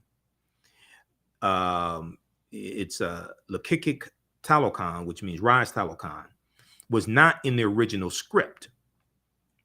In an interview from Cinema Blend, actor Alex Livanali revealed that the Latino cast of Wakanda Forever actually asked to have a symbol as powerful as the Wakanda salute. Okay, the Latino cast of Wakanda Forever asked to have a symbol as powerful as the Wakanda salute. So director Ryan Coogler and his film's crew did their research to come up with the hand symbol and the war cry, a fact that underlies how filmmaking is a collective work. Okay, so this is where this comes from. So check out this piece here. What does the Talokanil hand sign mean? This is from Collider.com from November 11th, 2012, 2022, November 11th, 2022.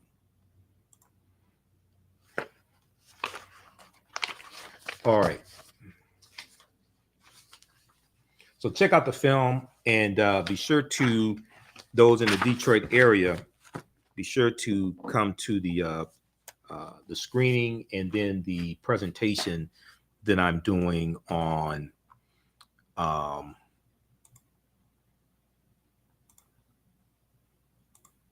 Saturday, November 19th.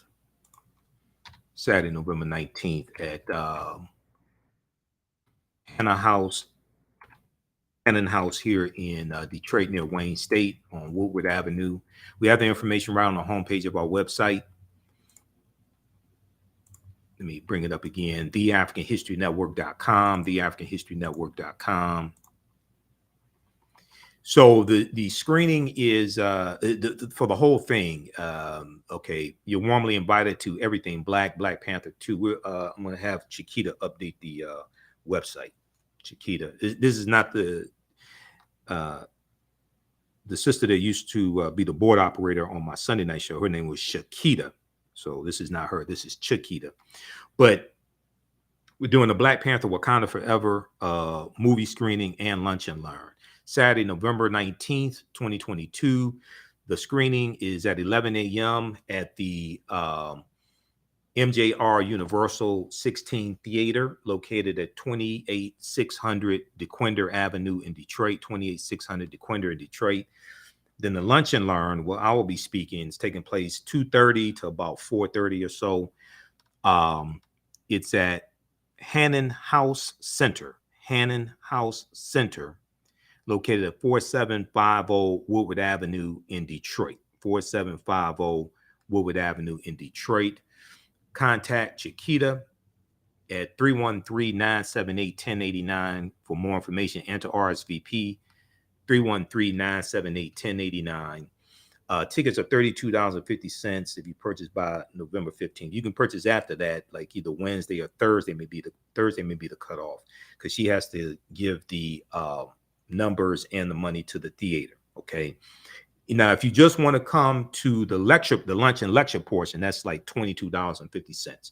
So talk to her about that. If you've already seen the movie, don't have to see it. You don't, and you just want to come to the lunch and lecture portion, you can do that. Contact Chiquita. All right.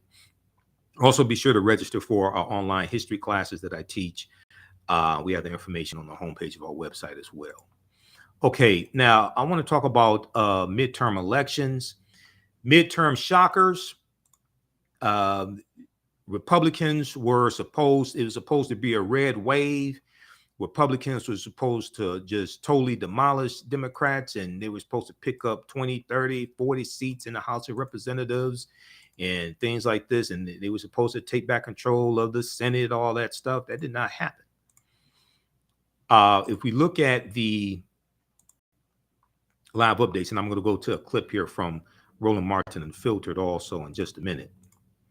If we look at the live updates from the New York Times, okay, we see that Democrats are maintaining control of the Senate, okay, which is good because you can still get federal judges confirmed and Supreme Court judges confirmed. As it stands right now, Democrats have 50 seats in the House, in the Senate, and Republicans have 49. The Senate seat in Georgia is still up for grabs. Okay, there's a runoff election in Georgia between Senator Raphael Warnock and Herschel, that's just my baby's daddy, Walker. As it stands now, the projections are for the House. Republicans are projected to end up with 219 seats in the House with a razor thin majority because it takes 218 seats. There's still about 14 races that still have to be called. Okay. So if we look at, I've been looking at the reporting from NBC News. Okay. So if we go to NBCnews.com and look at their reporting for the midterm elections, they're projecting that Democrats will end up with 215 seats in the House, and Republicans will have 220 seats in the House. It takes 218 votes to have a majority in the House of Representatives. It takes 218 votes to have a majority in the House. Now, this is plus or minus 3. This is a error of a margin error of plus or minus 3, because there are about 14 House races that still have to be called. They're still waiting on results, final results, and a good number of them are in California. So it's possible that Democrats could end up with 218, but it's more likely that Republicans take control of the House. But it's going to be really hard for them to govern the House with such a razor-thin majority. Okay, so this is an example of how elections have consequences. All right, so check out this information here. We know that in Arizona, the Arizona's governor race, we know that Katie Hobbs defeated the crazy conspiracy theorist Carrie Lake, who was backed by Donald Trump. We got that news on Monday evening. Okay, Arizona governor and Arizona governor's race, post-election ballot tallies narrow the margin. Okay, but Carrie Lake won that. And let me see something here. Let me come back to that. Let me do a screen. Let me refresh on that.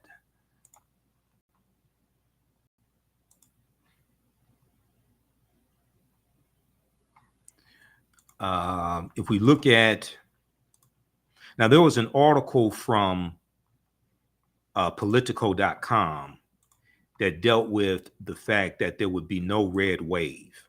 Okay, it dealt with the fact that there would be no red wave. And it laid out 5 reasons. Let's see if I can pull that up here.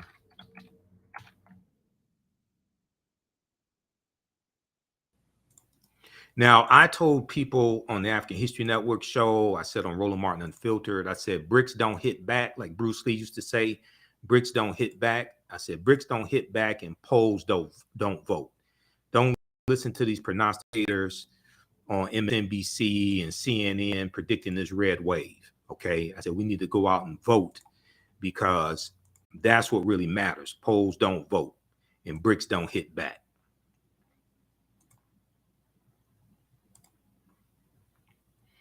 Where is this here? Hold on.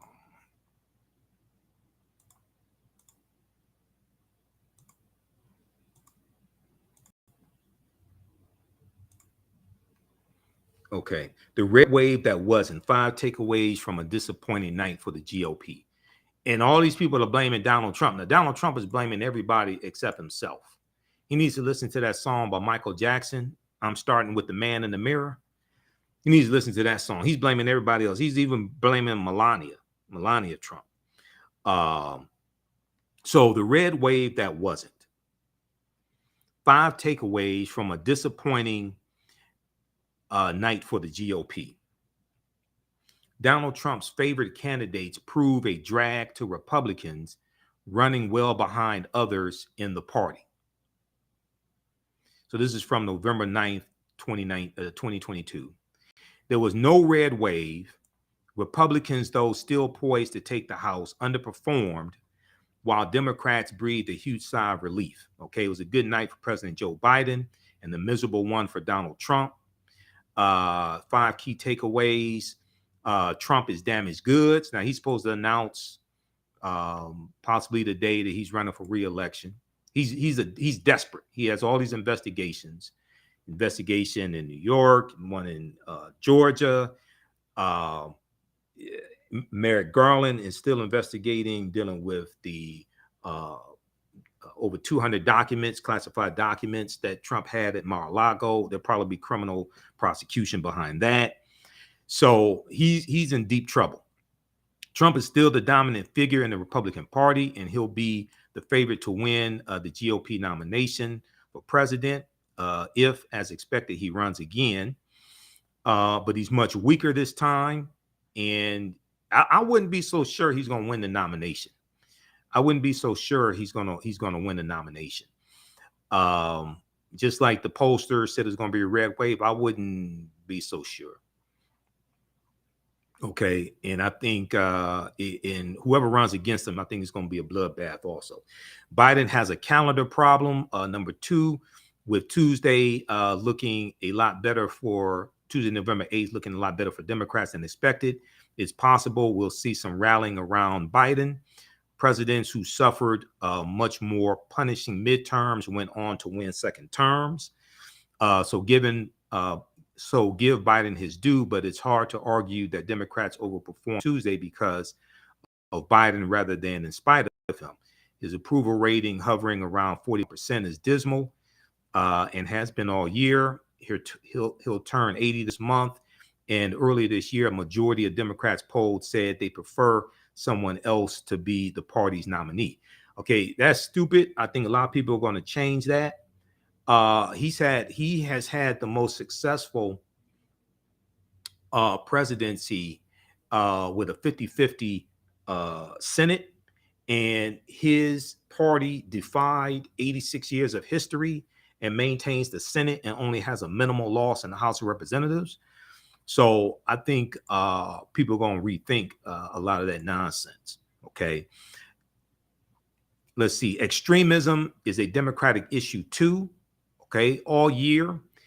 And especially in the closing days of the campaign,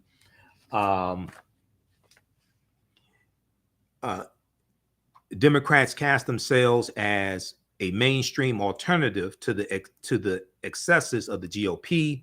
But despite the overturning of Roe versus Wade and the hundreds of election deniers Republicans put on the ballot. There were at least 299 election deniers running for political office.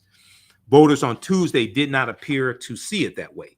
Voters on Tuesday did not appear to see it that way.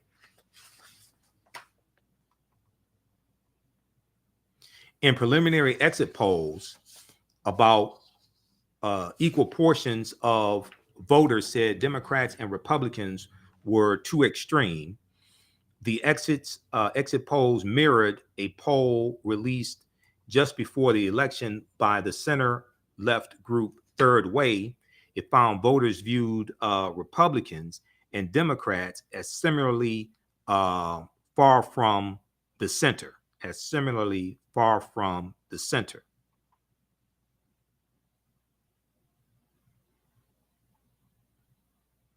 It hurts Republicans that abortion ranked high on voters' list of concerns, just behind inflation, and some of the most prominent Republican election deniers went down, including Doug Mastriano, who was running for governor in Pennsylvania, like Carrie Lake actually did lose. This article came out before Carrie Lake lost in Arizona, running for governor as well. Okay. Then also the Democratic map fails to grow. Another key takeaway. And okay, so read the rest of this here. Republicans and Kevin McCarthy are in for a tough 2 years.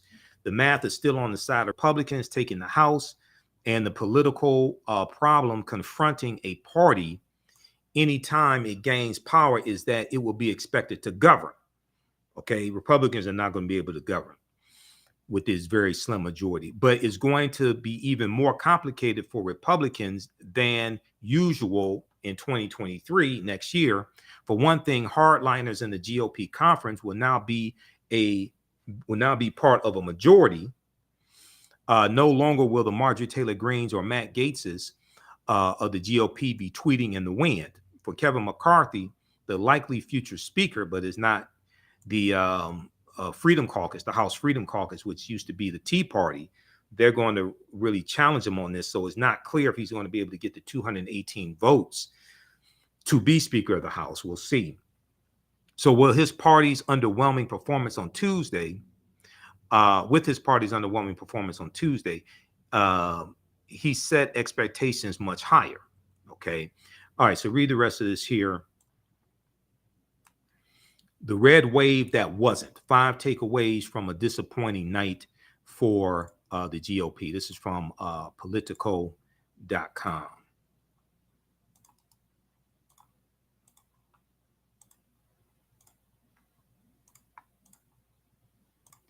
All right, now there was a good article from, okay, if we look at this here from NBC News.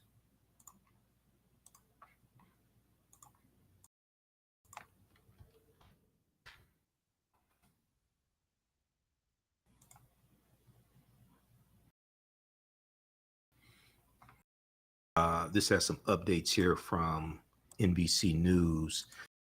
And also we know here in the state of Michigan, we know Governor Greg State, Jocelyn Benson, and our Attorney General Dana Nessel, they all won re-election. They defeated these crazy Republicans. And then also the state legislature flipped, both chambers of the state legislature flipped to Democrats for the first time in 40 years. So we had a good night here in Michigan. Okay. In GOP feud, Senator Rick Scott advisor calls out McConnell team over Georgia runoff. So the Georgia runoff elections, you can look at updates here for from NBC News. This is under midterm elections 2022. The Georgia runoff election for the Senate is taking place December 6th, 2022. It's between Senator Reverend Raphael Warnock and Herschel Walker. Okay. and they were the two top vote getters. So the campaigns are gearing up for this. The election is taking place shortly after Thanksgiving, which is usually harder to get people to come out and vote after Thanksgiving. Okay, it's before the new year, but it's before Christmas, but after Thanksgiving. I want to pull up this article here from this one from NBC News.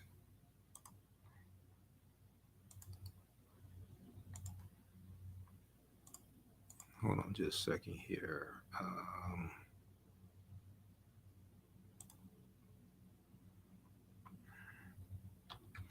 All right, just a minute. This is freezing up here. Okay, give us a thumbs up, give us a heart, give us a like on this broadcast, everybody watching.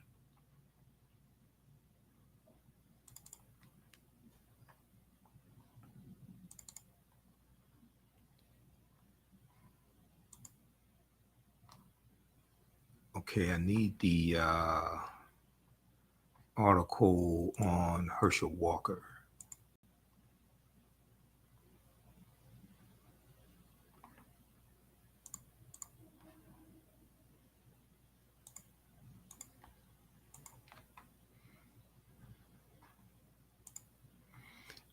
There was one piece that I saw. Walker campaign lays out strategy for Georgia Senate runoff, calling Walker completely unqualified.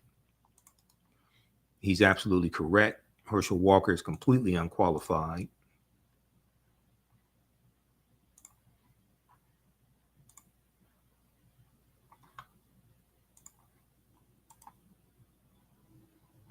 This piece right here from NBC News.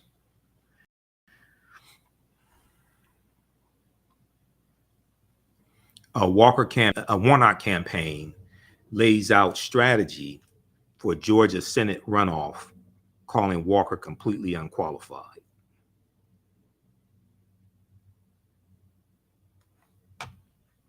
In new memo, campaign manager Quentin Fulks, Fulks, projected confidence that the Democratic senator would win a 6-year term, labeling him a proven vote getter. This is from November 10th, 2022. There's another article I'm trying to find here. Just a second, because this stuff is acting up on me. Hold on. Let's see.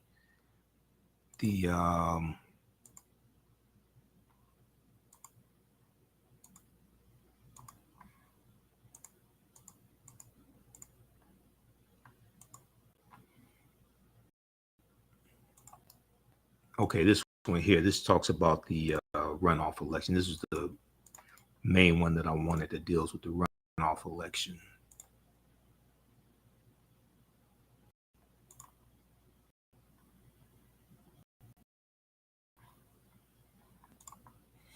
Okay, so Raphael Warnock and Herschel Walker are headed to a December runoff.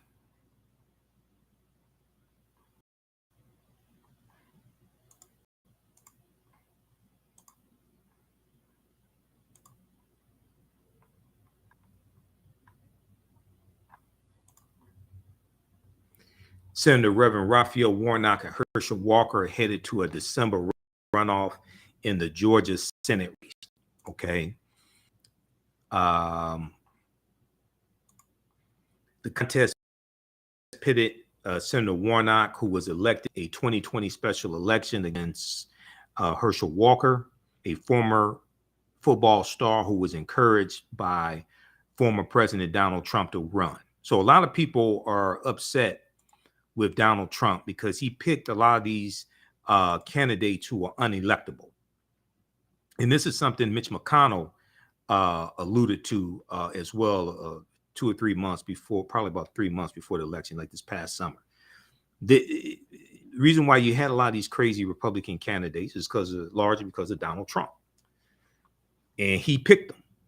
Now, the Georgia Senate race is headed to a runoff, NBC News projected Wednesday, with neither Democratic Senator Reverend Raphael Warnock nor Republican challenger Herschel Walker topping the necessary 50% required under state law to win on the first ballot, okay, in the general election. The runoff will be on December 6th. The Georgia Secretary of State's office said both campaigns were bracing for a runoff Tuesday night as results showed a close contest. Now, the contest pitted Warnock, who was elected in 2020, a special election, against Herschel Walker, a former football star who was encouraged by former President Donald Trump to run. Walker, a first-time political candidate, drew an early endorsement from Trump and all but cleared the Republican primary field. Now, Herschel Walker used to play in the USFL for the New Jersey Generals, and the New Jersey Generals was a football team that Donald Trump owned, okay? So that was the connection between Donald Trump and Herschel Walker. And Donald Trump, you know, him picking Herschel Walker is really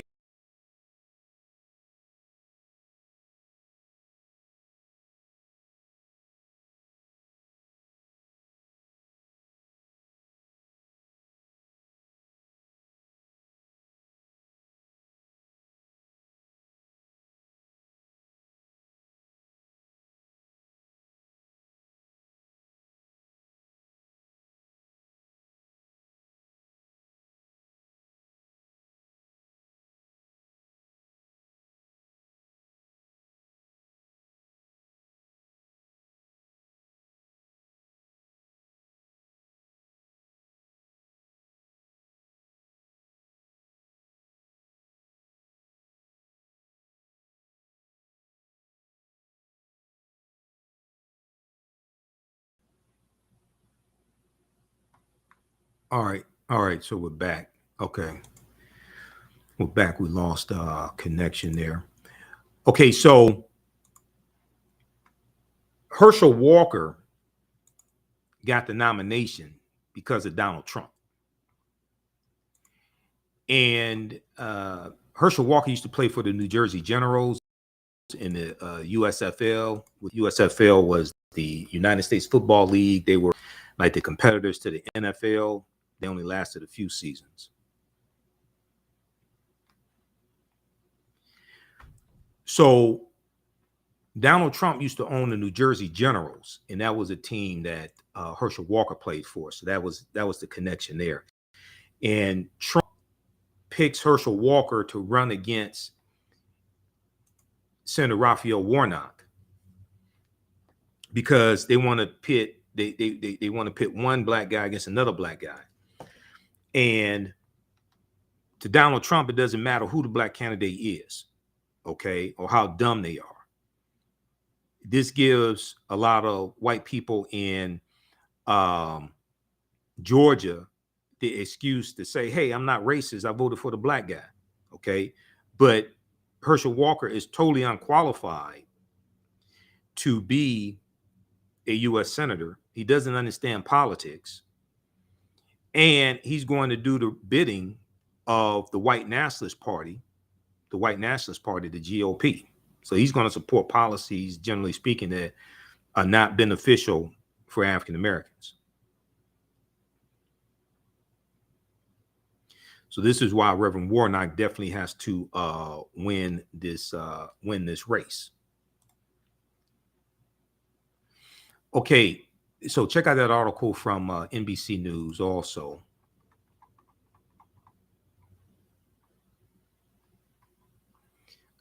This one right here.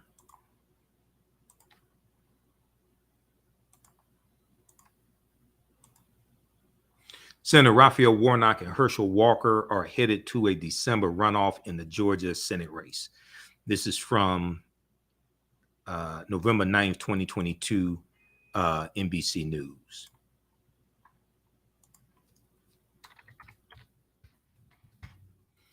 So if Democrats win that race, it will be 51-49 in the Senate, which gives definitely control of the Senate, and it strengthens their stance in the Senate.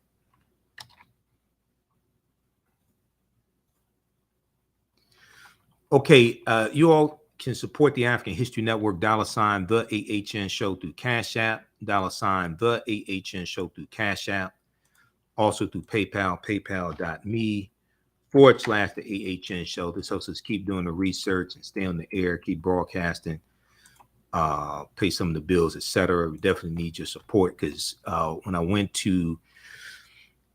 election day, when I went to Washington, D.C., I paid for that trip out of pocket.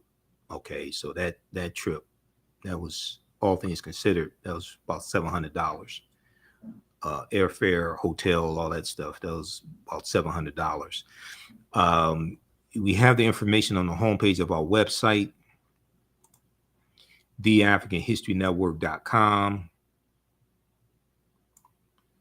Let me pull this up here. So we have the Cash App and PayPal information right on the homepage as well. Just click on the link there.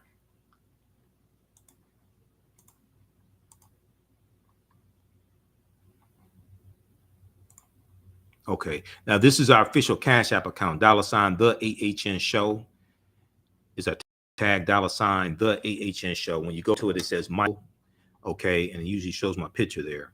These other ones here are fake African History Network Cash App accounts. I've identified 5 of them. They're fake African History Network Cash App accounts. I'm trying to get this shut down. I had Cash App launched an investigation. They're extremely slow because these fake accounts have been stealing money from us.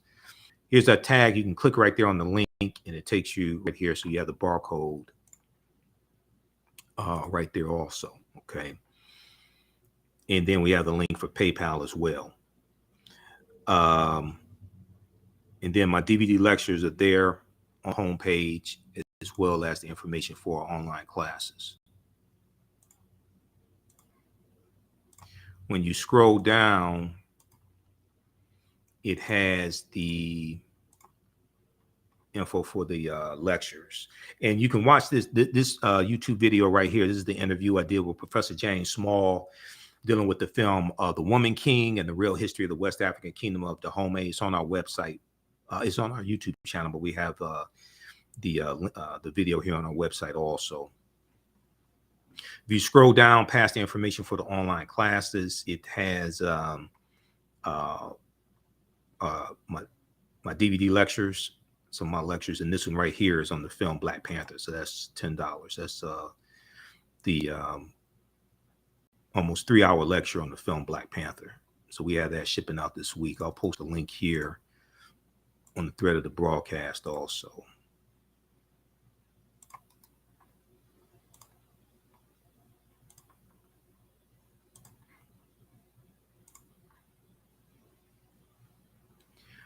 All right. So I want to go to this clip here from Roland Martin Unfiltered. Do we have because I was so Tuesday, November 8th, election day, we did Roland did a 7-hour broadcast from 7 p.m. to 1 a.m. election day coverage. That's why I was in Washington, D.C. I was one of the panelists, so I was in studios. My first time being in the studios, even though I've been a panelist on Roland Martin Unfiltered for 2 years. That was my first time actually going to the studio. So he has a fantastic studio there. I took pictures, and we ended up doing 8 hours. So it was about 3 a.m. when I left the studio, and I had to head back to the hotel. Left the hotel at 4 a.m. to head to the airport because I had a 6 a.m. flight back to Detroit. So I want to go to this clip here, and this is an excerpt of it. This is on Roland's YouTube channel, Roland S. Martin, and we'll put this on our website also. Here is an excerpt of the coverage that we did. Let's go to this here a second.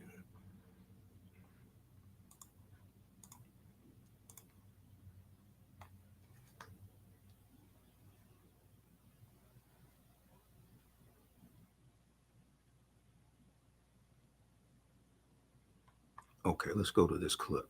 I really don't see that in the state of Florida, and I think that's going to be reflected, unfortunately, what we're going to see tonight. Well, Michael, one of the things that we can see, look, what's happening in Michigan, obviously, you've got a huge gubernatorial race there, but you also have, you know, the ballot issue that when it came to redistricting and what Republicans were doing there in that state, they tried to keep the abortion issue off the ballot. Right. I mean, people need to understand how Republicans are desperately using their power in order to try to dominate politics. Absolutely, and when we look at how Republicans fight, they fight with a purpose. This is why I said on your show Friday, I said on Faraji Muhammad's show, The Culture, on Monday, we have to stop telling the African Americans to exercise your right to vote. You don't vote for exercise. If you want to exercise, go to the gym and work out. You vote for power.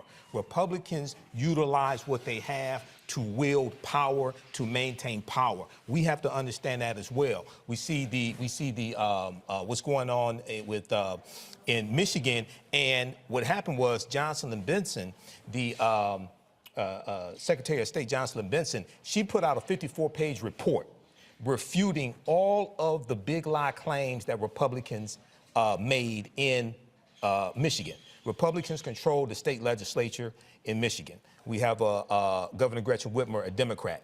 But Republicans still pushed to get Proposal 2 on the ballot to get more voter restriction laws on the ballot as well, okay? They're voting to maintain power, and we have to understand this and do the same thing. Avis, that was one of the things that the Republican who's running for governor of Wisconsin said. He said, I win, we will never lose an election. They've already gerrymandered that state. Even if Democrats get 55% of all votes, they still won't have control in the legislature. And so what we're talking about here is people have to understand the apparatus that is at play. They have to understand that the other side, they are playing for keeps. They want to use their power to be in complete control. And Democrats have to be on a warlike footing, if you will, as well. Understand, you're in a battle. When Biden says we're fighting for the soul of America, look, that ain't just a statement. That's for real. It is. And the challenge, though, is that Republicans tend to bring an Uzi and Democrats tend to, butter knife to the fight. And the problem is, just as was stated, we don't really understand the stakes. We don't seem to message well the stakes. We don't put the long-term investments in that we need to into communities so that people understand everything that's happening. And then in the last couple of months, you just can't say, okay, well, we did all this, vote for us now. You have to have continuous messaging, continuous work in that area. Plus, you need to understand that you are up against a party that literally does not want democracy. They don't want it. Okay, so we have to do everything that we can to fight back to protect it, because just like it is here today and hanging on by a thread, it could be gone tomorrow. Monique, that's the thing that you heard, of course, Biden give the speech last week talking about the threat to democracy. You've had Republicans panning him, folks out there like Glenn Greenwald. Oh my goodness, oh, the world is going to end. But it is real. If the Secretary of State, this fool, wins in Arizona, then you got Carrie Lake, she wins, let's say the governor. Then all of a sudden, if they decide to say, we're not going to certify any election results, we now have total disarray. You already have Republicans who are saying they've got lawyers lined up in every single major state, all states in this country. And so many of these battles are going to be fought in the courtrooms. And so when we were talking about why it was huge that Trump was there, because who are they going to be trying to seek out? Trump-appointed federal judges to try to follow through. And if the Supreme Court is the backstop, that's scary as hell with this Supreme Court. Yes, and because it's scary and because democracy is at stake and it's my first opportunity to speak tonight, I'm going to say to everybody who's listening right now, go vote. There are just a few polls that are closed. For the majority of this country, they're open. People in Arizona have hours left where they can go and vote. And I think that is still what's important tonight. We have plenty of time to do like the postmortem on everything that the Dems did wrong, the Repubs did wrong, everybody did wrong. But for tonight, it is urgent that people realize that they still have an opportunity. These races may come down to 50 votes, 100 votes. Well, look, Shira Beasley lost for the Supreme Court in North Carolina 2 years ago by 401 votes. Remember, in Virginia, who controlled one of the chambers was decided by a coin toss. Yep. Yeah. Right. Because it was tied. Yeah, right. I So- mean, and right now, you know, it's 4 o'clock places where some of those elections are going to matter. So I would urge people to utilize the time that they have. Listen to us on your phone and go get in line. Yeah, stay in line, but you can watch this while you're also online.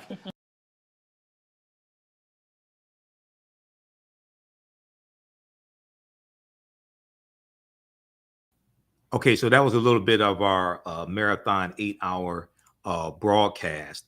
I want to go to another segment there. It was a good experience being in the studio and getting to see everything behind the scenes. There were over 50 guests that Roland had. Everybody from Mark Morial to from the National Urban League to Cliff Albright, Black Voters Matter, Dr. Julian Malveaux. I was in the studio with Dr. Julian Malveaux, who I already know, but it's good to see her again as well. The economist, Dr. Julian Malveaux, and attorney Monique Presley was sitting next to me. He had Dr. Greg Carr on, as well as Reverend William Barber. I want to go to another segment here. Just a second. I didn't get a chance to cue this up like I wanted to. So I've been so busy. Let's see here. Reese Colbert was on also. Black Women Views, Reese Colbert.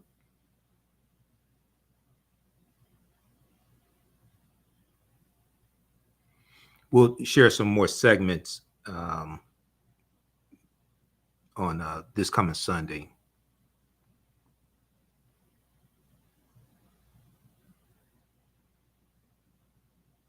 Hold on, I must be missing something. Okay, I got to go back and find. I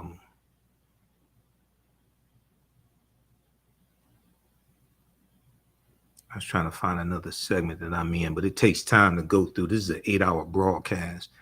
It takes time to go through and find these different segments.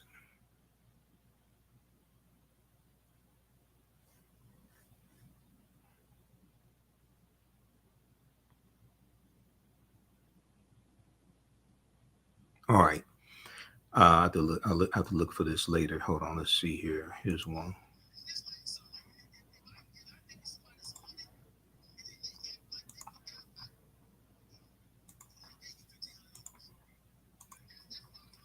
You got to remind folks. So in this segment here, we're talking about messaging and how Democrats have a problem with messaging and messaging their How these accomplishments. nights is shaping up. One, and people keep talking about Democrats must have a national message. Well, actually not true, because first of all, congressional races are 700,000 people, okay? So it depends upon your congressional race. And so, look, Tim Ryan runs in Ohio for U.S. Senate. Right. He has to run a different race than Sheriff Beasley runs because it's a different state. Exactly. Same thing in Florida, same thing in Texas. So you can't have the same message. That's why what AOC runs on in one place can't be the same as somebody who's running in California. And even if you talk about California, Katie Porter is representing Orange County. Okay, she can't run the same as Maxine Waters, right. And so people just get deluded with that. But I do think that I do believe that one of the greatest failures of Democrats across this country was not taking advantage of. We did this dealing with the economy. Exactly. And literally saying again, I guess what keeps jumping out at me is that in Jungle Fever. Wesley Snipes was leaving the architecture firm, and he was like, mine. And they were like, ego. He's like, hell no, I did all the work. You gotta take credit for shit you do. Exactly. And you gotta tell people, yeah, we did this.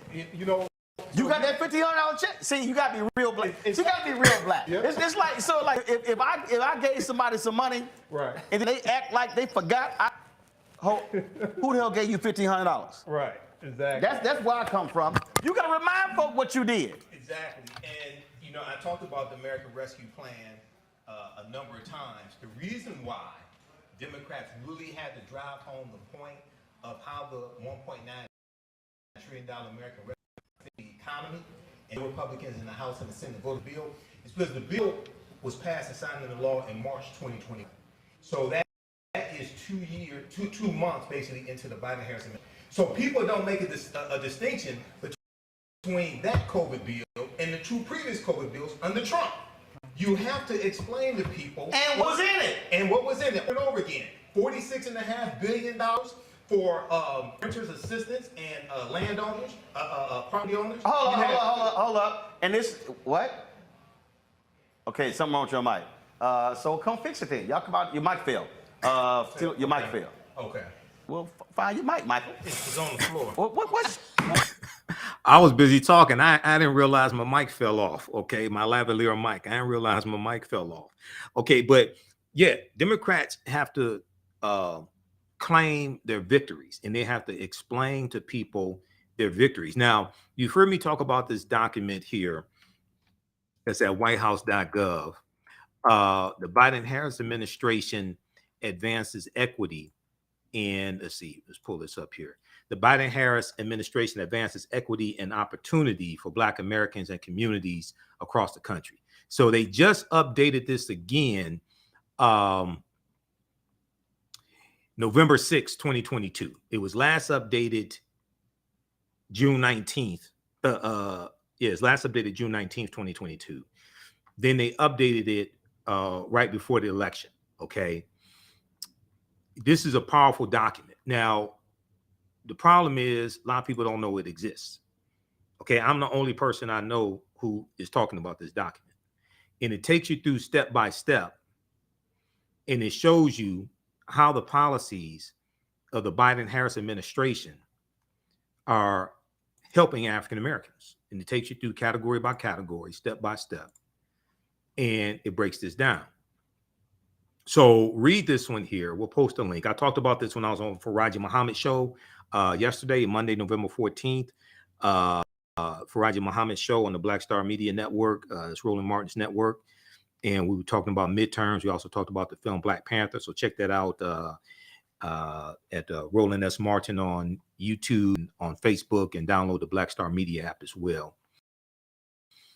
So it breaks down economic opportunity for Black families and communities, lowering energy costs. So it goes in and talks about how the Inflation Act, because this updated information includes the Inflation Reduction Act, okay? And it shows how that's going to help African Americans.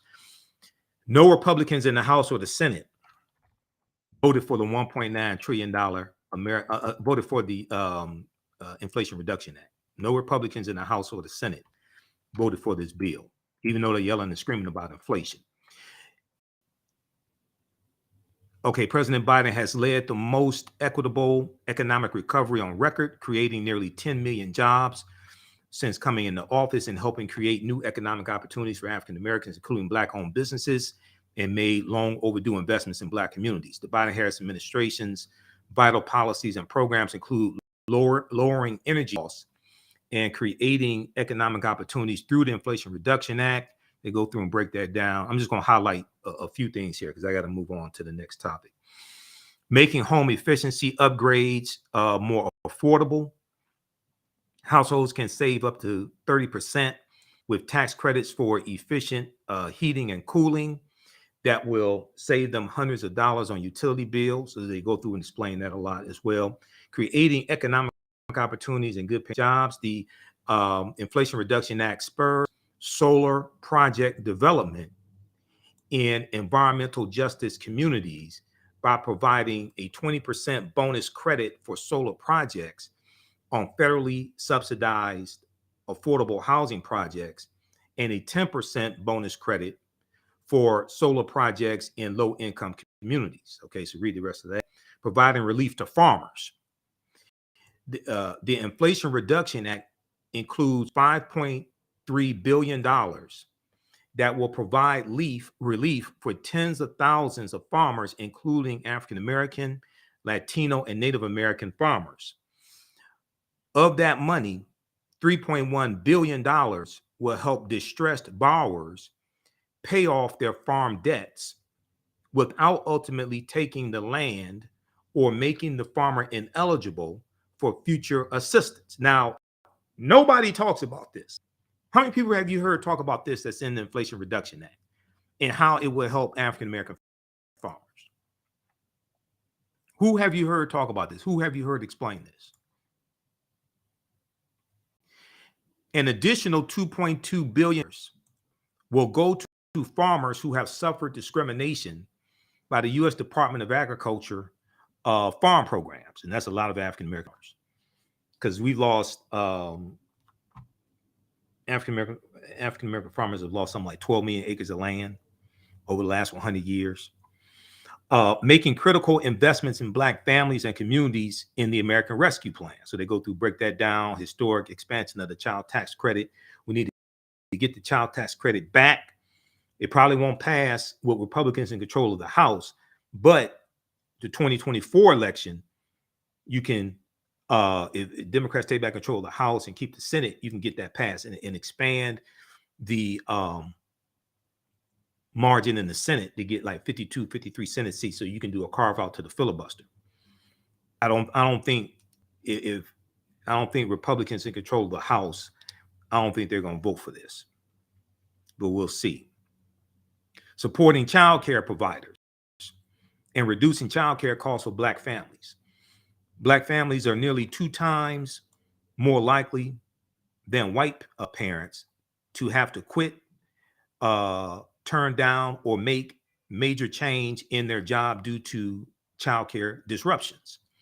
The American Rescue Plan, that no Republicans in the House or the Senate voted for, by the way, the American Rescue Plan provided a $39 billion lifeline to help child care providers stay open and compensate early childhood educators as they provide safe and healthy environments for children and helps work. States have already delivered American Rescue Plan stabilization grants to more than 200,000 child care providers, 1 in 5 of whom are African American. 1 in 5 of whom are African American, 20%, serving as many as 9.5 million children and their families. Who's explaining this to you? In most states, providers in at least 98% of counties received aid. Okay, so read the rest of that. Rescue Plan tripled the earned income tax credit for 17 million workers without dependent children. Okay, earned income tax credit for workers without dependent children for 2021 from $540 to $1,500, and extended the credit to younger and older workers, helping African American families stay in their homes. President Biden's American Rescue Plan has helped African Americans stay in their homes by providing emergency rental assistance. Of the $25 billion in rental assistance that was spent in 2021, African American families were the largest group that received this help, representing more than 40% of the aid recipients, but with 13.6% of the population. But we represented more than 40% of the aid recipients receiving the $25 billion for rental assistance. There was also rental assistance for landowners as well. There was rental assistance for renters and landowners who rent homes, apartment buildings, etc. Okay, so, and they talk about the Emmett Till anti-lynching bill, Judge Ketanji Brown Jackson. They go through category by category, break this stuff down. Extending a lifeline to struggling small businesses through the $1.9 trillion American Rescue Plan that no Republicans in the House or the Senate voted for, and the equitable implementation of emergency relief programs. President Biden and Vice President Kamala Harris have fostered the strongest recovery for Main Street, everyday business, everyday people. In 2021, Americans applied to start 5.4 million new businesses, more than 20% higher than any previous year on record. And with new business creation, especially strong among entrepreneurs of color, the American Rescue Plan provided emergency grants, lending, and investment to hard-hit small businesses, including African American-owned businesses, so they can rehire and retain workers. The Paycheck Protection loans, there was another round of that in the American Rescue Plan, so they can rehire and retain workers and purchase the health and sanitation equipment they need to keep workers safe. This includes new $10 billion state small business credit initiative, which will provide growth capital to early stage companies and Main Street small businesses in economically disadvantaged areas, including minority-owned businesses. Okay, so go through and read the rest of this. It's over 22 pages. The one that was updated June 19th, 22, I printed that one out. That came to 22 pages. I haven't printed this new one out yet. I just updated a few days ago. Okay, but share this with all the Simple Simon ass people on social media. They talk about Biden-Harris administration hasn't done anything for black people. They don't read. And every time they open their mouth, they prove that they don't read, and they prove how ignorant they are. Share that with the Simple Simon asses. Okay, I want to go to this next. How's everybody doing? Give us a thumbs up, give us a heart, give us a like on this broadcast as well. This person here, let's see. Kaden Pat said, unfortunately, Republican judges have stopped the student loan forgiveness program. Is blocked. It has to go through the process in court. They're going to appeal the decision to block it. It was a Trump judge that just blocked it as well, which shows you how important judges are. And Donald Trump got 226 federal judges confirmed. Now, Biden has gotten a record number of federal judges confirmed in the first year. And he's gotten a number of African-American female judges, federal judges confirmed as well. These are lifetime appointments. We need the student loan debt forgiveness to be passed by Congress, written in law by Congress. And that's much stronger than an executive order. Okay. You need Congress to pass student loan forgiveness.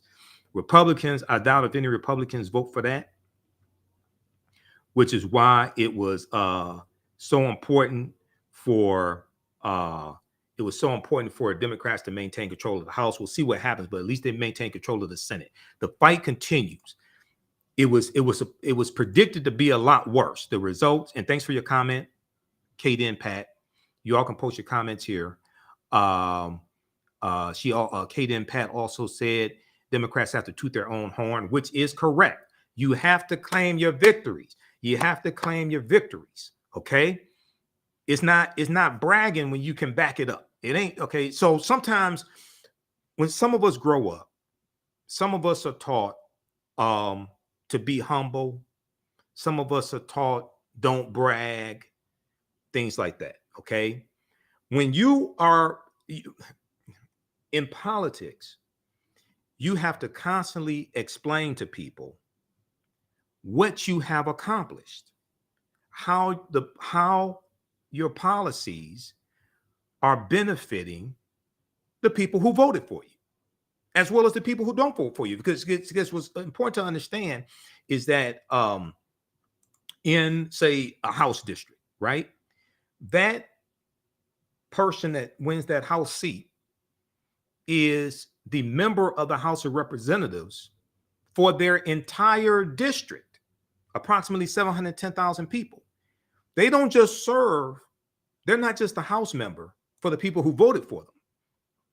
Okay, so if it's a Democratic House member like Alexandria Ocasio-Cortez or Maxine Waters is not just a House member for the people who voted for her. She's the House member for everybody in that district, approximately 710,000 people. So you have to explain, especially to the people who voted for you, but people in general in your district, how the policies that you vote for, the policies you advocate for, how they're helping them. You have to constantly message over and over and over again, because the average person doesn't follow this type of information every day. Now, I do. Roland Martin does. Other people do. But the average person, they don't follow this stuff every day. A lot of people can't tell you who their member of the House of Representatives is. Okay? So they should be able to tell you. But a lot of people don't know this information. So you have to constantly message. Okay.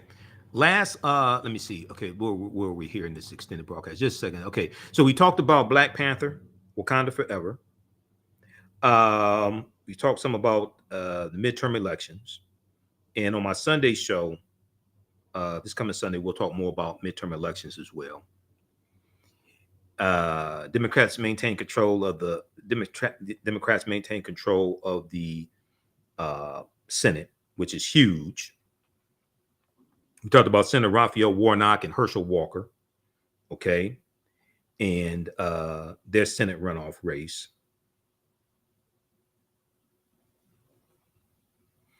And I want to get to the story here dealing with Marla Gibbs as well. We'll talk about that here in just a minute. All right. Who still needs to register for the online history classes I teach on Tuesdays and Wednesdays? We'll post a link here. Tuesdays, 7 p.m. to 9 p.m. Eastern Standard Time. And Wednesdays, 7 p.m. to 9 p.m. Eastern Standard Time also. On Tuesdays, it's from the Civil War to the Civil Rights Movement and Black Power, 1865 to 1968. And we have the information right on the homepage of our website. And then on Wednesday, it's from the Civil War to the Civil Rights Movement and Black Power. It's Ancient Kemet, the Moors, and the Ma'afa, understanding the transatlantic slave trade, what they didn't teach you in school.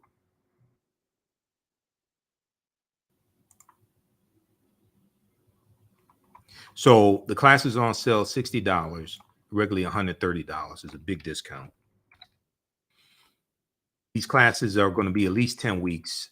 We may go 11 or 12 weeks. I want to make sure we cover all the information. It's a ton of info in the class. We do a PowerPoint presentation. We have book references, articles, video clips. We have a bundle pack. You can register for both classes for $100. It's actually $100 for the bundle.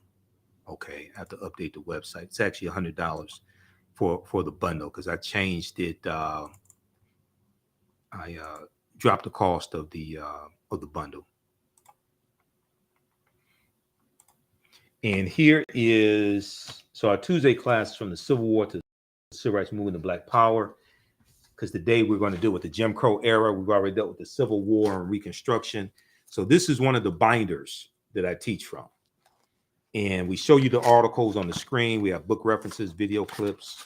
I put together, there are actually two binders that I have, like information, this much information. There are actually two binders that I have that I teach from for the class. I think today we'll get to the Mississippi State Convention of 1890 also. Okay, so we posted a link here for the classes. So register for those, please. Thank you.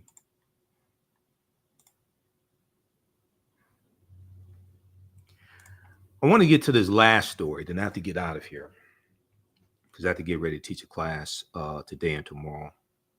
So I have a lot of work to do. I saw this story dealing with Marla Gibbs.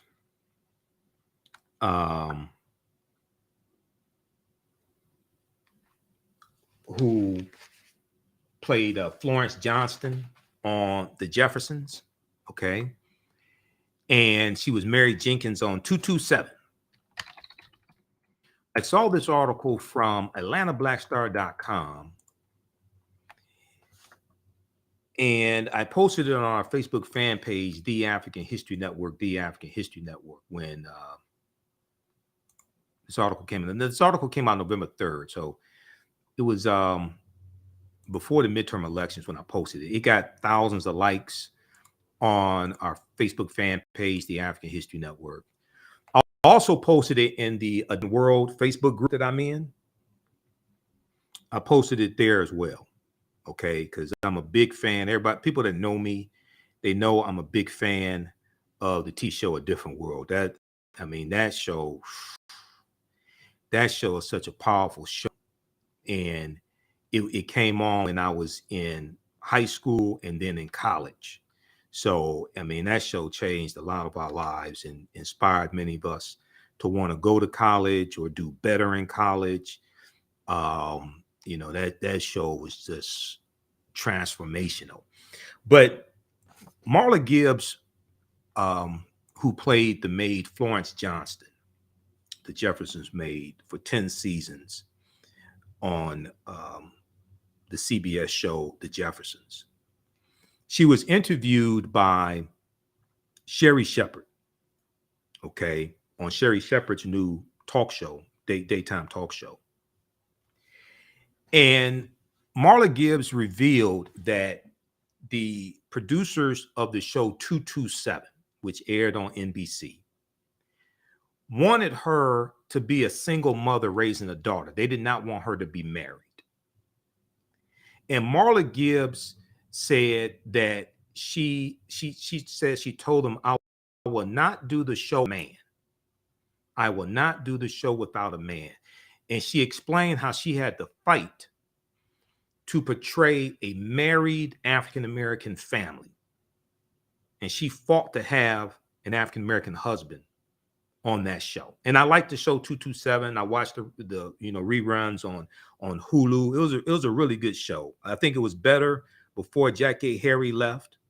She also talks about how she fought to have Jackie Harry on the show play Sandra as well.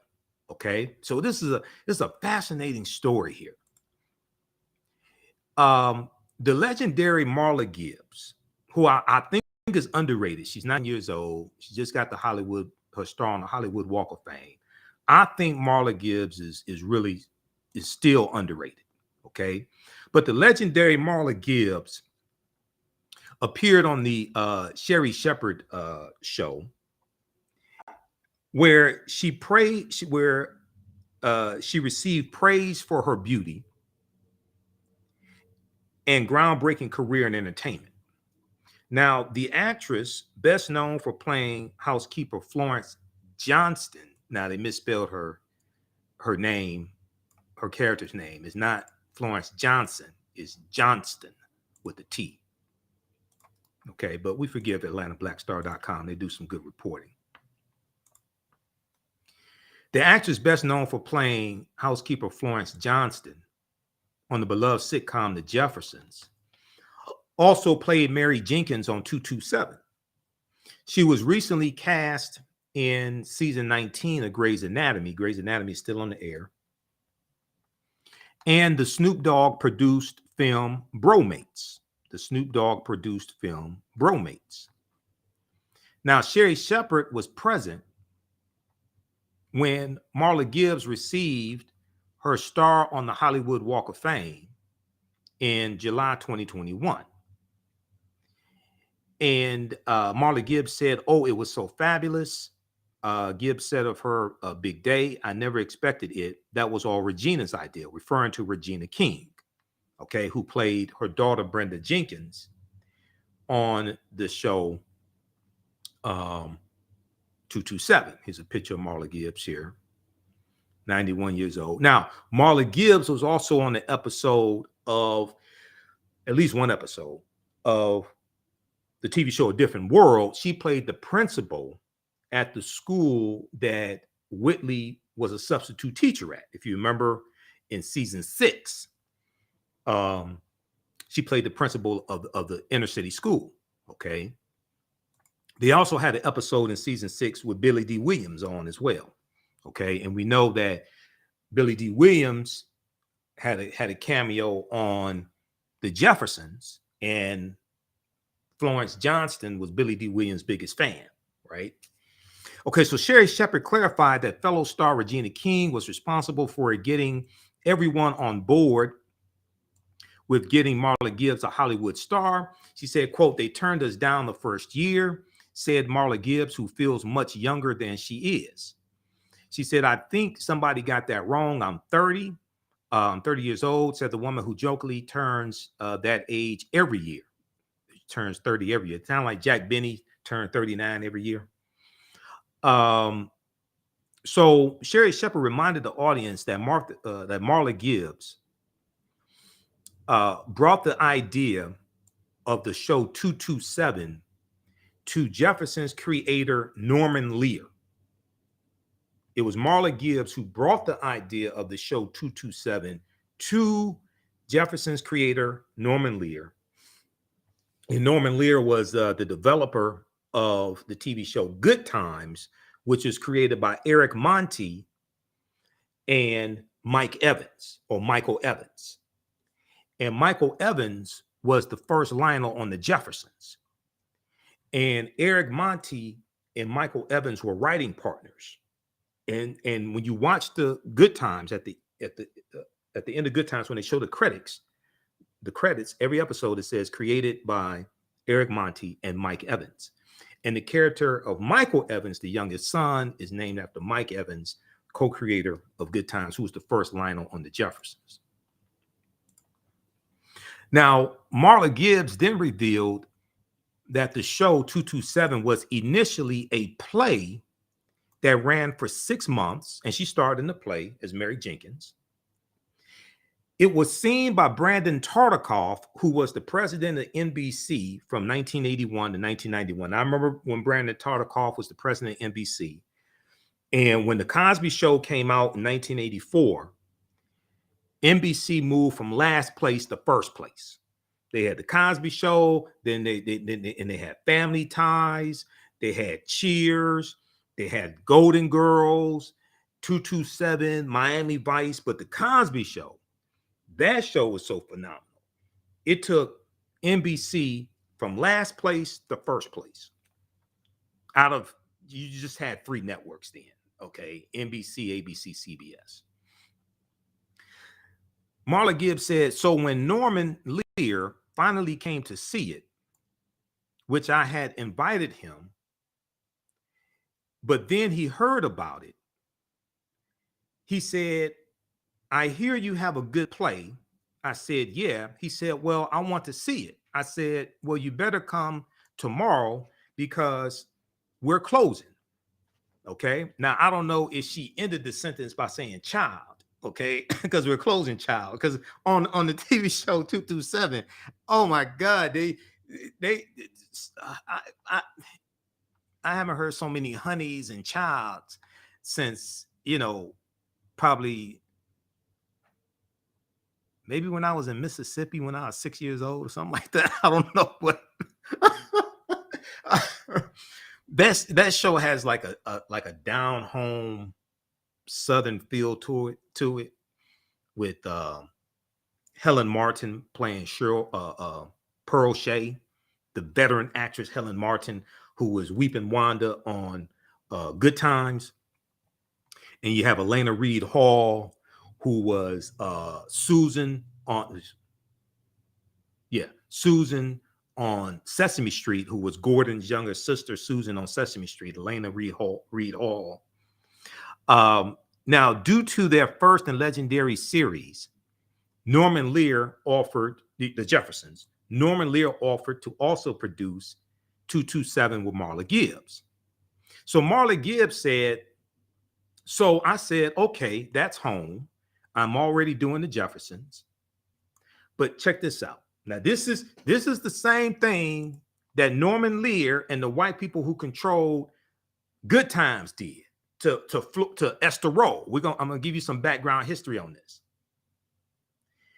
Marla Gibbs said, but then when I got it, the script and all that stuff, what they put together, Norman Lear had 2 other producers who were also African Americans, but they did not agree with anything I wanted to do. Now, she's the one who came up with the idea of 227 based upon the play that she was starring in. Okay? The 227 play. She's the one that comes up with the idea of the TV show.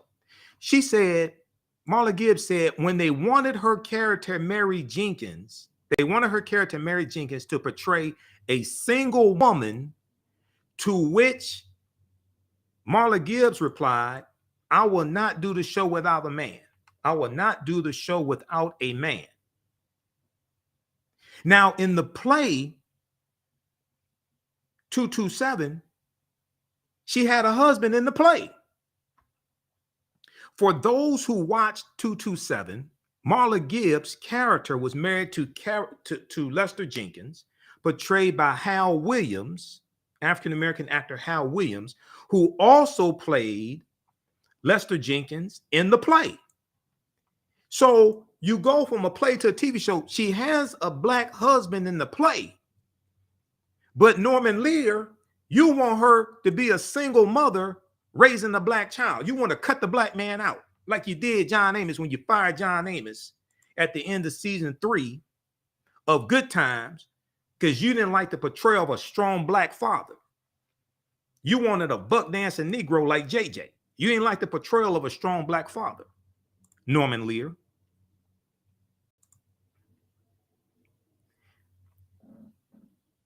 Their chemistry was already established between Marla Gibbs and Hal Williams, which made it easier to add lines and transform them into a series. The chemistry they had in the play made it easier to transform this into a TV series. Marla Gibbs had to fight for Hal Williams the same way she fought for actress Jackie Harry, who played Sandra Clark on the TV show 227. Now, Marla Gibbs used what power she had. And it may have been a little bit of power because we knew her from the Jeffersons, but she didn't star in the Jeffersons, right? She was the co-star. Sherman Hemsley, Isabel Sanford, they starred in the Jeffersons. The Jeffersons is a spinoff from All in the Family, okay? The Jeffersons is a spinoff from All in the Family. So Marla Gibbs used what power she did have in Hollywood to fight for these roles for African-American actors and actresses. She fought for Hal Williams because she wanted to portray, and remember on the Jeffersons, she was a single woman on the Jeffersons. She would date here and there, but she really didn't have a love life on the Jeffersons. And she wanted to portray a married black family. So she had to fight for this. So there was a tweet in the article here from Jamie A. Thompson, PhD. Next to Abbott Elementary, I love 80s episodes of 227 with Marla Gibbs, Jackie Harry, Hal Williams, and the young Regina King. It's bringing so much realness. Okay. What did you use to put on that perfume? A spray gun. The interactions between, they were friends in real life, Marla Gibbs and Jackie Harry. Okay. But the interactions between them on the show was classic. Okay. It's similar to Red Fox and LaWanda Page, Aunt Esther, who were actually friends in real life. It's similar to that, okay? So Marla Gibbs said, I fought for him, referring to Hal Williams. I got him, and then Jack Hay came in, and she did an audition, actually first for Rose Holloway, who was Mary Jenkins' best friend, who was played by Elena Reed Hall, who played Susan on Sesame Street. Okay, Gordon's younger sister, Susan. But then Jackie Harry asked if she could play Sandra, and we said yes. She did, and she was hysterical. Jackie Harry played that role, and Jackie Harry blew up from that character of Sandra Clark. So much so, I remember when Jackie Harry was a guest host of The Tonight Show. Johnny Carson's The Tonight Show, before when Johnny Carson was still hosting the Tonight Show. Okay, she was a guest host. It was one of the times when he wasn't on the show, and she blew up from that role of Jackie Harry. She also won an Emmy Award for that role as well. Okay, and then she's going to end up leaving the show 227 to do movies. Things like that didn't work out too well for her. She should have stayed on that show. Because if you notice, as they go into like the the third season, things like this. When you watch the opening credits, it'll say special guest Jackie Harry, because she only appeared a few times. I think maybe the third season, she only appeared a few times, and then she was largely just like written out of the script. They tried to give her a spinoff show. The spinoff show didn't work. One of the reasons why the spinoff show didn't work is because what they did, see, this is Hollywood once again, okay?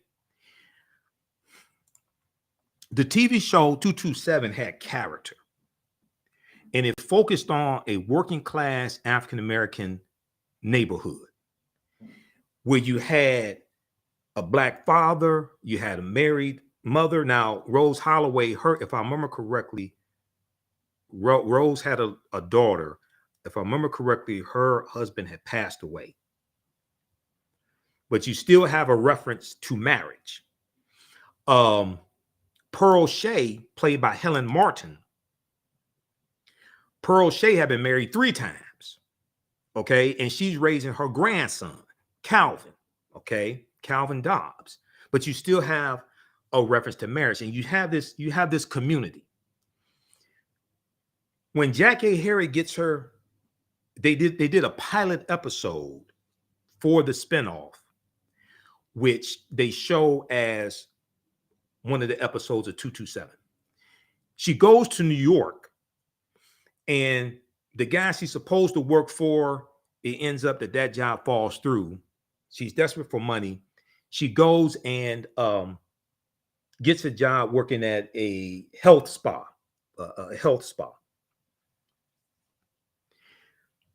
She's the only African-American character, except for one African-American guy who works at the health spa. All the other people are white. And she ended up not getting the show. They did a pilot. I don't think it tested well. But look at what they did. They built a loyal African-American audience, because we saw us and we saw this community, this black family and this black community. Then one of the stars of the show, you give them a spinoff and you drop her into a sea of white people. And you totally change the dynamics that drew us to watch 227 in the first place. When you do that, you also lock out a lot of African-American actors from opportunities, because you give those opportunities to white actors and actresses.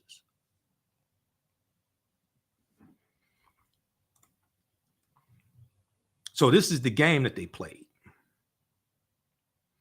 All right, now, in 1987, Jackie Harry became the first African-American woman to win an Emmy Award for Outstanding Supporting Actress in a Comedy Series for 227. Jackie was fantastic in this role, all right? But Marla Gibbs said NBC did not want her to have that role. NBC wanted Sheryl Lee Ralph to play Jackie Harry. And Marla Gibbs had to fight for Jackie Harry to get that role. Marla Gibbs said, quote, "They wanted somebody else, but I said, I want her." Like Uncle Sam says, "I want you." She said, "I want her because she's going to work." Marla Gibbs said, Jackie is going to work. The other person I loved, but nobody would believe she lived in this building, okay? She was just sophisticated, Marla Gibbs insists, but Jackie was hysterical. Now, Jackie Harry's historic Emmy win paved the way for Sheryl Lee Ralph, who's a fantastic actress also. When we first saw Sheryl Lee Ralph in the Bill Cosby, Sidney Poitier movie, A Piece of the Action, okay? And she was one of the high school delinquents, okay? Sheryl Lee Ralph, brilliant, brilliant actress. Jackie Harry's win for Best Supporting Actress in the Comedy Series, the Emmy win, paved the way for Sheryl Lee Ralph to win the same award in early this year in 2022 in September. As previously reported, Sheryl Lee Ralph won for her role as Miss Barbara Howard on the hit comedy series Abbott Elementary. Jackie Harry praised Sheryl Lee Ralph being the second woman to do so and creating a full circle moment. Jackie Harry, who also starred in the TV show Sister to Sister with Tia and Tamara Mowry, and she co-starred opposite Tim Reed, veteran actress Tim Reed, who we probably first saw on the TV show WKRP in Cincinnati, okay? 1970s, 1980s TV show about the radio station WKRP in Cincinnati. And there's actually a WKRP in Cincinnati. It's Channel 5. It's a TV station. I don't know if they have a radio station, but they do have a TV station. Okay. So we first saw him as Venus Flytrap, the cool hip DJ. Okay, that made me want to work at a radio station too. Seeing WKRP in Cincinnati, that made me want to work in a radio station. Okay, and I'm a DJ now. Well, I'm not a DJ. I'm a radio show host, not a DJ. Okay, but we saw him then, and then we saw him on the TV show Simon and Simon as Lieutenant Downtown Brown. Okay, and then he did Frank's Place as well. All right, but he's a brilliant actor, very versatile.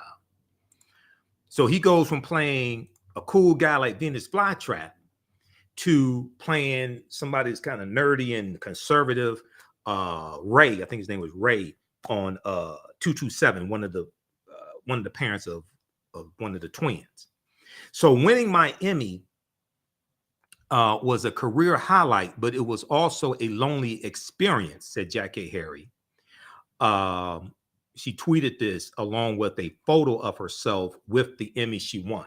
She said, Jackie Harry said, for 35 years, I've been the only Black woman to win Outstanding Supporting Actress in a Comedy Series, but that all changes tonight. That all changes tonight. And it's a full circle. It comes full circle, #Emmys. Now, in a second tweet, the 66-year-old Jackie Harry confirmed that NBC wanted Sheryl Lee Ralph to play Sandra Clark instead of her.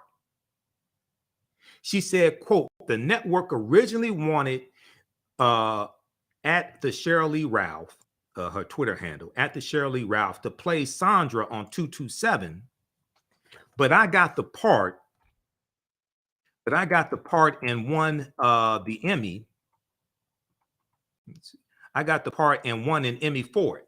Now, Sheryl Lee Ralph joins me as the second Black woman in this category, and deservedly so. I'm so excited for her #Emmys win. Okay, so that's a great story. But you have African-American actresses supporting one another, lifting one another up, fighting for roles for other people, using and you know the fact that Marla Gibbs was able to use what power she had in Hollywood to fight to have a Black man be her husband. That's fantastic. Now that's similar to what happened with on Good Times, okay, with Esther Rolle. Now, the TV show Good Times was a spinoff of All in the Family, all right? And sorry, TV show Good Times was a spinoff of Maude. TV show Good Times was a spinoff of Maude. Maude was a spinoff of All in the Family.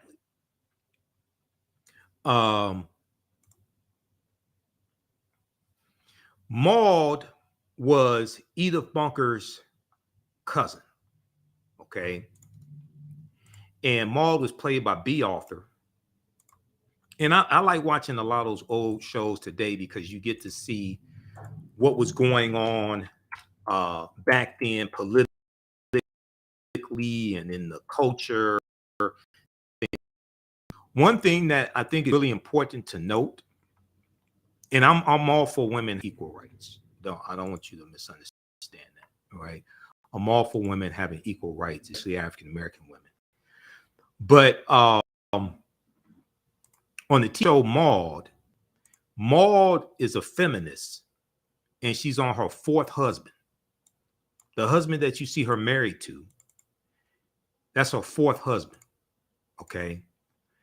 Her daughter is either separated or divorced, one of them. Her daughter is separated or divorced and moves back home with her young male, her young son that she's raising.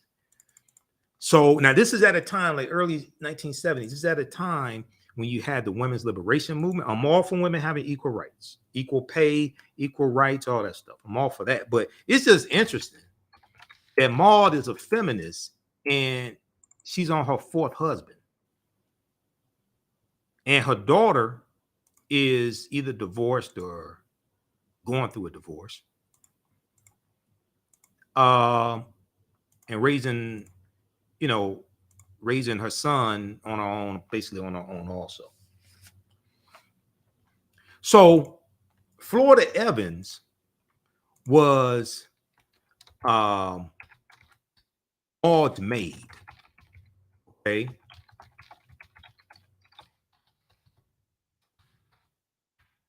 Florida Evans was Maud's maid, and she was married to a man named Henry Evans.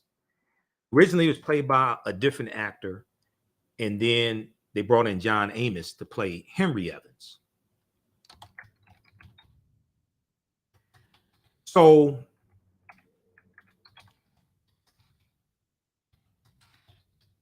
on the TV show Maud, John Amos, or Henry Evans, he was a firefighter. He was a fireman, right?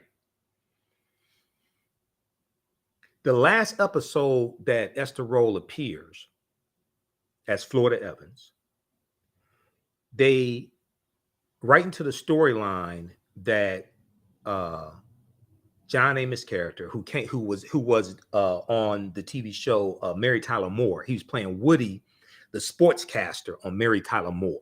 Okay, this is where we see him before. This is before Kunta Kinte. This is before Roots in 1977. Henry Evans gets a raise at work. He's a firefighter. He gets a raise at work. He's making more money, and he wants his wife to stop being a maid. So this is like the last episode where Florida Evans appears. Then, so she gets her spinoff show, Good Times, which is about her raising her family in the projects like the Cabrini Green projects. But the producers of the show and the developers of the show, like Norman Lear, they wanted her to be a single mother raising 3 children. But wait a second. She had a husband when she was a maid on Maud, a black man. She had a husband when she was a maid on Maud. You end her tenure on Maud with her husband getting a raise at work. So they're moving up economically, and he wants her to quit her job working for a white woman. But now that you give her her own show, you want to cut the black man out, Norman Lear. So Esther Rolle had to fight for Florida Evans to be married. Now, she was married when she was a maid working for the white woman. But now she gets her own show, and you want her to be a single mother, Norman Lear.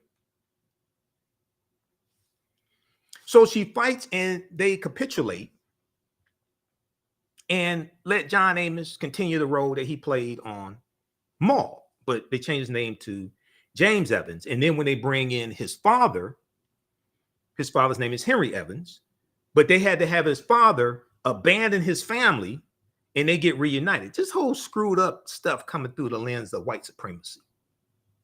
Now, it's important to note, Eric Monti and Mike Evans, they were writing scripts and they were writing roles that defied stereotypes. This is why Eric Monti, who's the co-creator of Good Times, this is why he came to Hollywood.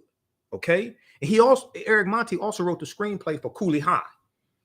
And the TV show What's Happening is loosely based on Cooley High, because in Cooley High, Preach, played by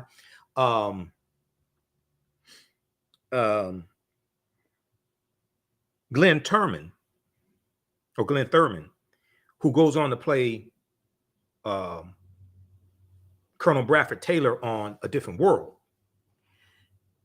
Glenn Turman's character of Preach wants to be a writer, okay?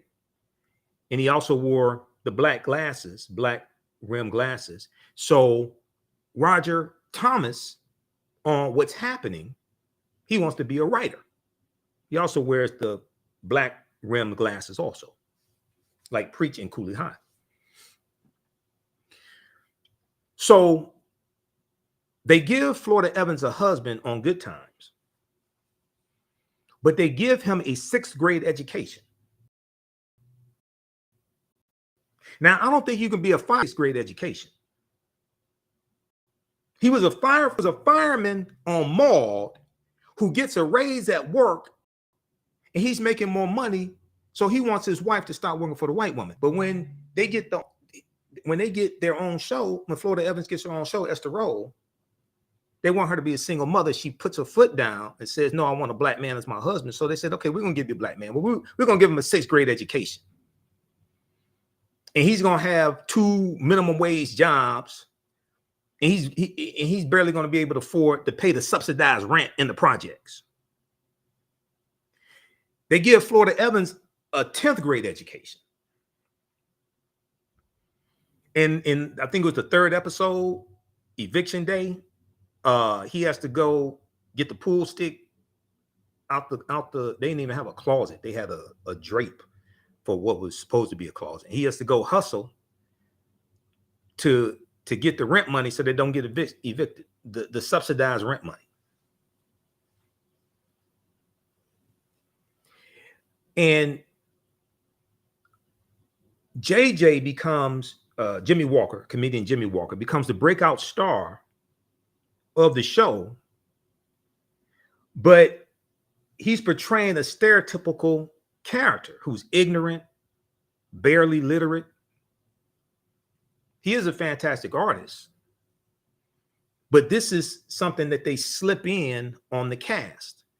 And Eric Monty and Mike Evans, because Mike Evans was the original Lionel on the Jeffersons. So when Good Time starts, Mike Evans leaves Good Time. He leaves the Jeffersons portraying Lionel Jefferson.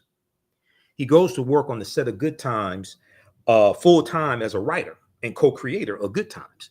So then on the Jeffersons, they bring in another actor named Damon Evans, no relation, to be the second Lionel.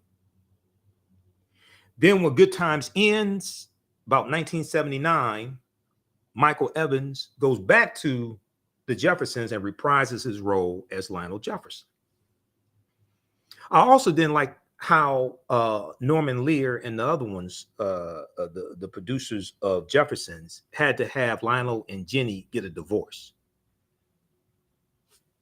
Why you can't have young people or younger people in their 20s? You can't have younger black people married? They have to get a divorce? Why? Norman Lear.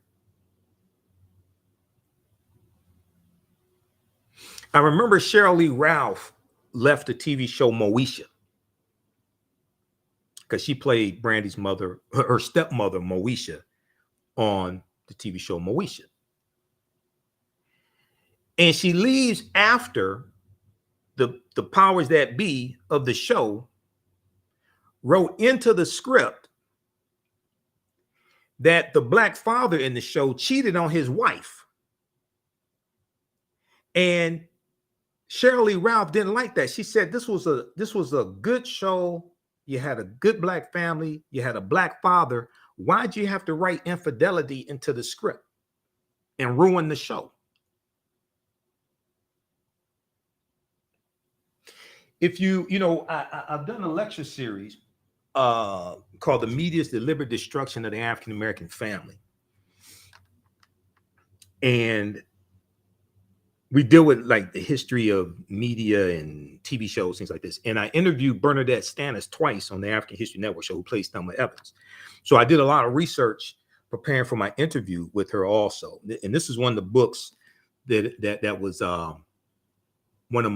part of my research for my lecture series and my interview as well with Bernadette Stannis. Blacks in American Films and Television by an illustrated encyclopedia by Donald Bogle. Okay, Blacks in American Films and Television. Okay, an illustrated encyclopedia by Donald Bogle. So all the movies and TV shows that had like a significant African American character up until maybe about 1987, 88, because this book came out in 1988, they have an entry, they have an encyclopedic entry of it here. And they have one for Good Times. So it's broken up between TV and movies. Okay. So they have one here for Good Times. It's in alphabetical order.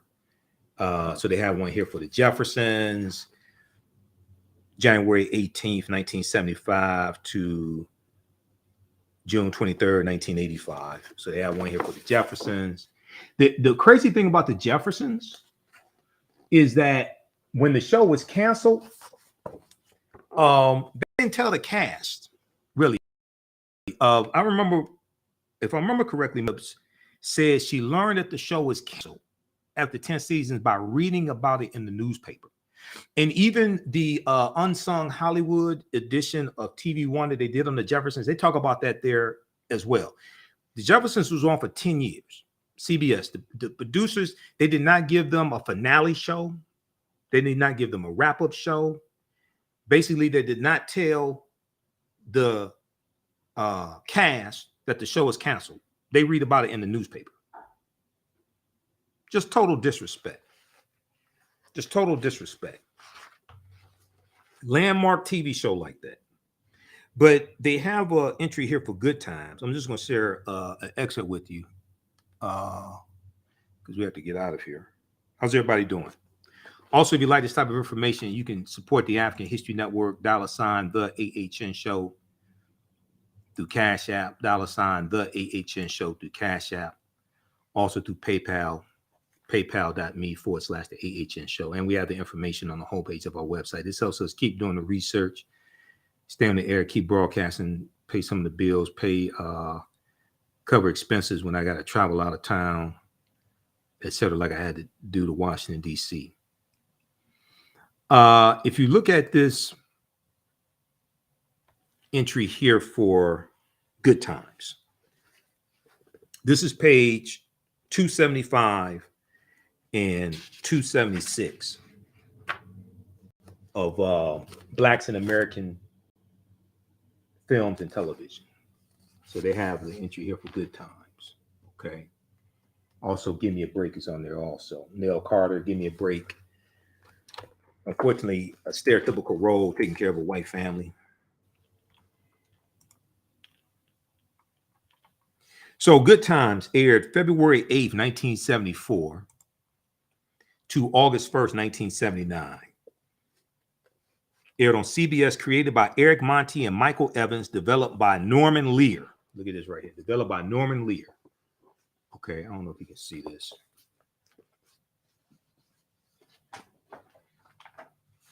This book is coming apart. Developed by Norman Lear. Okay.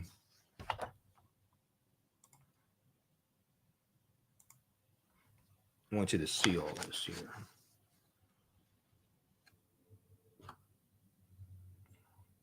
All right. CBS, created by Eric Monty and Michael Evans, developed by Norman Lear. So Norman Lear is the one that fired the black father, John Amos. Because Norman Lear said that a black father on a sitcom is not funny.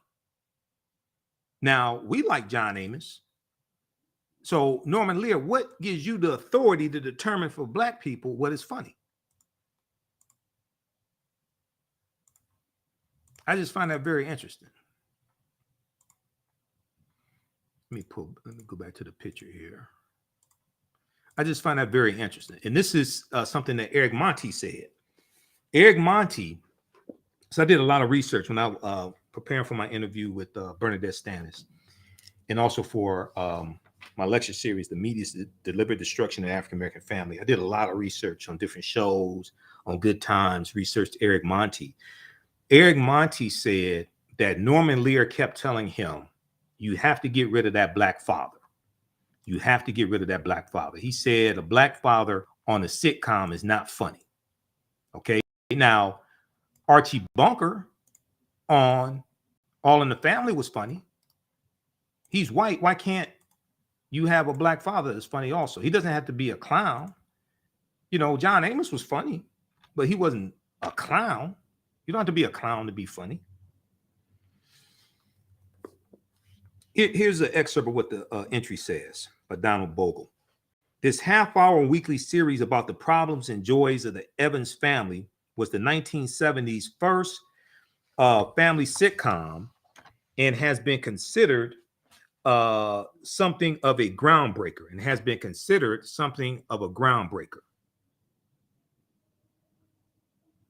which it was. This was the first depiction, really, of an African-American family we saw each week. Okay. Clearly, it can be credited with having introduced to national TV a new point of view of African-American life. The series offered a portrait of an African-American family living in the slums, a tenement building on Chicago's South Side that is referred to as Cockroach Towers, quote unquote.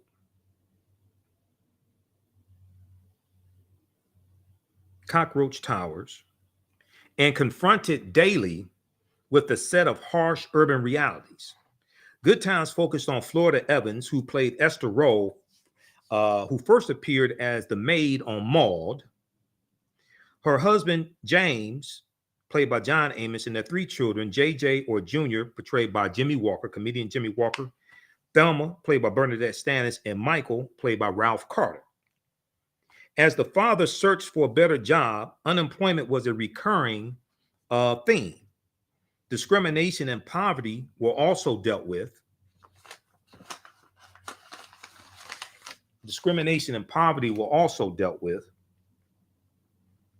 Disgruntled and angered by his economic plight, the father, James, announced in one episode, the president said he was going to bring us all together, but no one told us it would be on a bread line.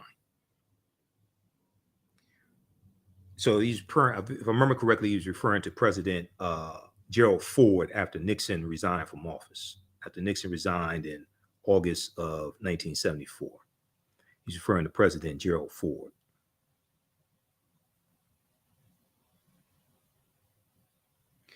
Okay, now, weekly, the show's theme song spoke of temporary layoffs and easy credit ripoffs and keeping your head above the water, making a wave when you can. Temporary layoffs, okay? Also, it says hanging in a chow line, C-H-O-W, not hanging in a jiving. It's hanging in a chow line, like a food line, a bread line. Good Times managed to touch on some of the language, the rhythms, and attitudes of ghetto experience, seen at one point in some 18 million homes. The series seemed to elicit viewer identification from African Americans and whites alike, who saw the struggle for economic and social survival of the Evans family as being part of their own. Always stressed, however, was the theme of America as a land of opportunity. There was also a lot of love in the home. James and Florida Evans, they had a lot of love for their children. So there's a lot of love in the family, but they also stressed education. They stressed education for their children. They stressed that they wanted a life better for their children, and they were willing to sacrifice to have a life better for their children as well. So we saw an emphasis on going to college. We saw an emphasis on, going into careers. Thelma to be a doctor. She dabbles with writing a script for a play as well. We see Michael go to college. Michael wants to be an attorney. He wants to be a Supreme Court justice like Thurgood Marshall. So we see these themes in the show, which really helps to pave the way for a Cosby Show in 1984, because with the Cosby Show, you see the actualization of some of the dreams that Florida and John Amos had for their children in the projects. So we see Claire Huxtable, who's an attorney, who college graduate from Hillman College. She's an attorney. We see Heathcliff Huxtable, who is a doctor, graduates from Hillman College, fictitious college, Hillman College as well. They're married. So the dreams that we see Florida and James have for their children, Michael being an attorney, Thelma being a doctor, we see the actualization of that with the Cosby Show. And then they have their own children, and they want something better for their children than what they have. But their children grow up in a middle-class neighborhood, so their children don't have the same drive that the civil rights generation had. Their children don't have the same drive and determination. You know, eventually Theo gets his act together, things like this. Eventually Lisa Bonet, her character, her Denise, she goes back to college, Medgar Evers College, okay? But they don't have the same drive and determination that their parents had, that civil rights generation. Okay, so seen at one point in some 18 million homes, the series seemed to elicit viewer identification from blacks and whites alike who saw the struggle for economic and social survival of the Evans families being part of their own. Also, the TV show The Jeffersons paves the way for the Cosby Show because we see an upwardly mobile married couple with the Jeffersons moving to a deluxe apartment in the sky. And incidentally, the theme song for the Jeffersons was written by Janae Dubois, who played Walona Woods on Good Times. Okay. Fish don't fry in the kitchen, beans don't burn on the grill. A whole lot of trying just to get up that hill. Now we're up in the big leagues, getting that turn that bat. Okay, right. As long as we're living as you and me, baby, ain't nothing wrong with that. See, that's Janae Dubois. Now, Janae Dubois and Esther Rolle were sorority sisters in Zeta Phi Beta Sorority Incorporated also. This is just a little known African-American history fact. Now, always stressed, however, was the theme of America, a land of opportunity. And in some cases, white viewers were permitted to patronize in some, hold on just a second.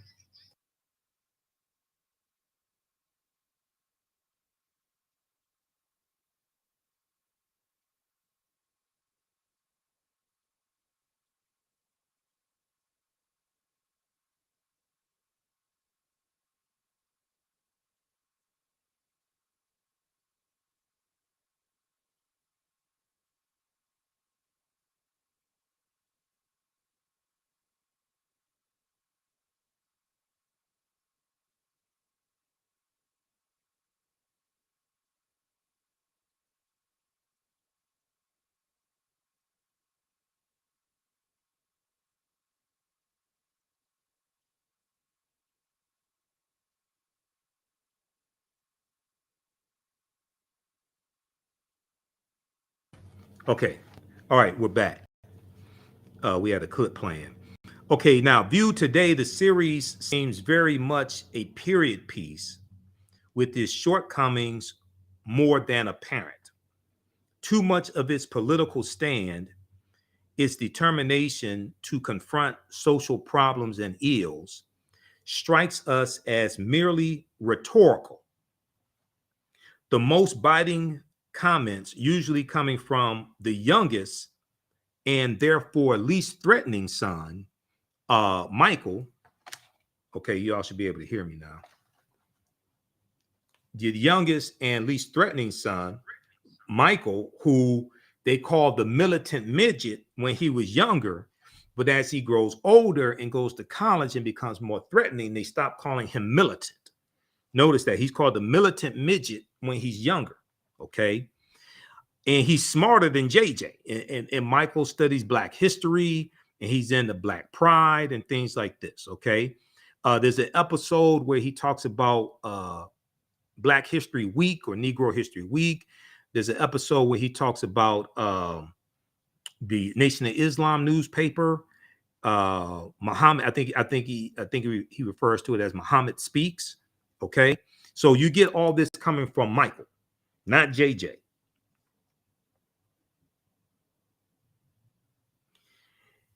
So Michael, who studiously keeps himself abreast of Black history and achievements, and who writes my favorite person school essays on Malcolm X and Jesse Jackson, had the older Evans children been blessed with more serious attitudes or insights, the series might have really attained the socially committed, quote unquote, socially committed goals it wanted us to believe it sought.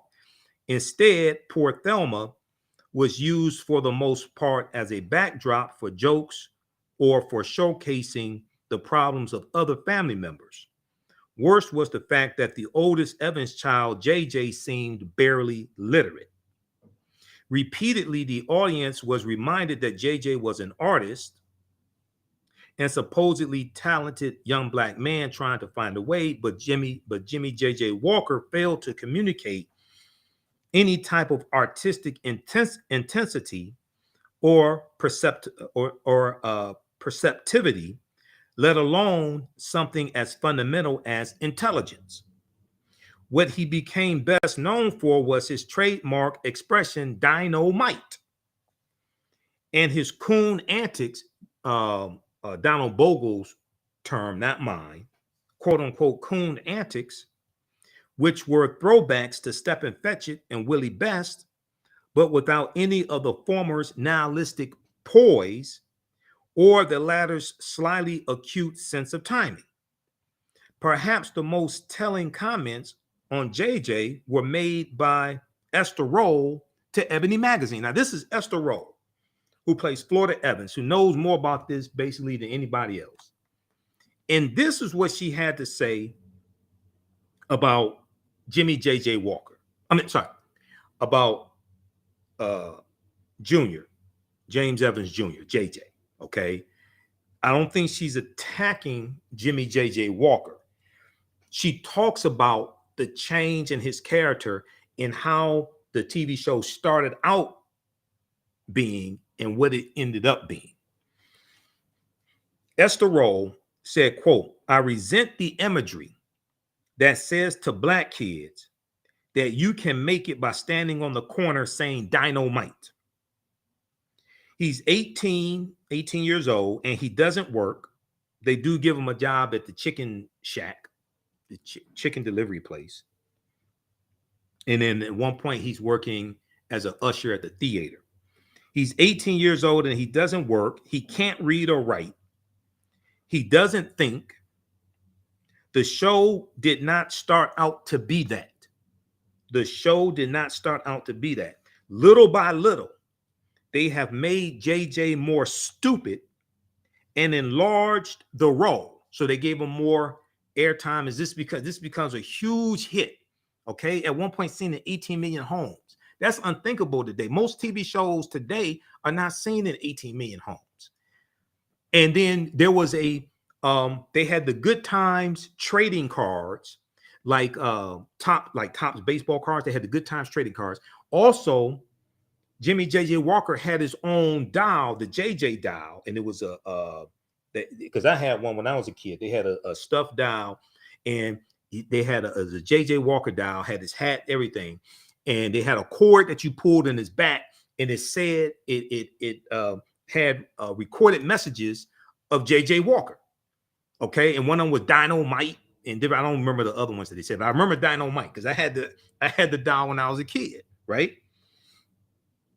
So Esther Roll goes on to say, negative images have been quietly slipped in on us through the character of the oldest child. And she talked about how that's not how the show was originally supposed to be. That's not how the show started out, but this is how it ends up.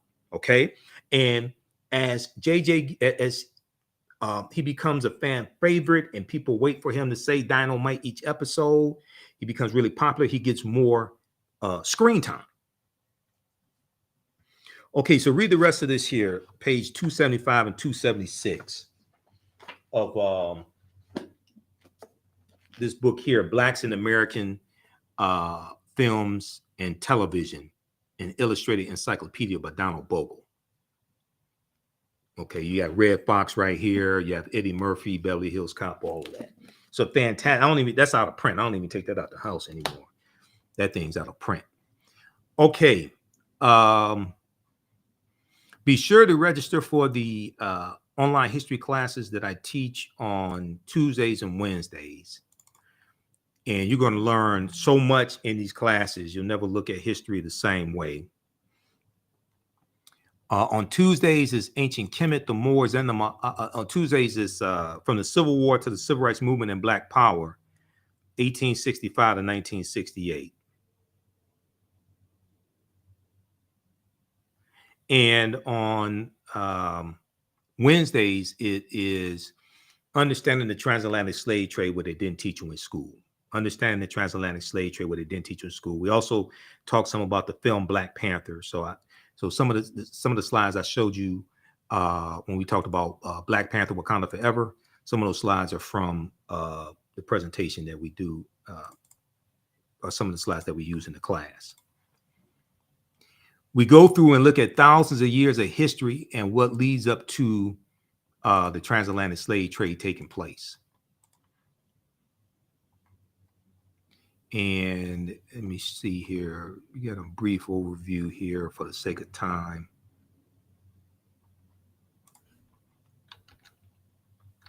You can also use this information with your children as well. So the class is thoroughly documented. I'm the one to put together the curriculum.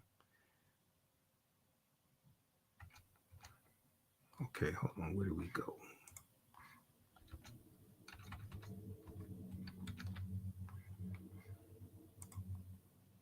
Okay, let me bring up the okay, so here's the introduction to our Wednesday class, Ancient Kemet, the Moors, and the Ma'afa, Understanding the Transatlantic Slave Trade, what they didn't teach you in school. We do the sessions live, but all the sessions are archived and recorded. You can go back and watch them anytime, okay? So a year from now, 2 years from now, you can go back and watch the entire class.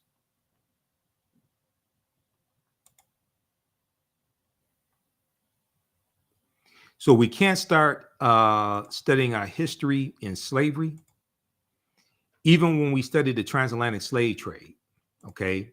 Even when we study the transatlantic slave trade, we have to deal with thousands of years of history that leads up to the transatlantic slave trade taking place.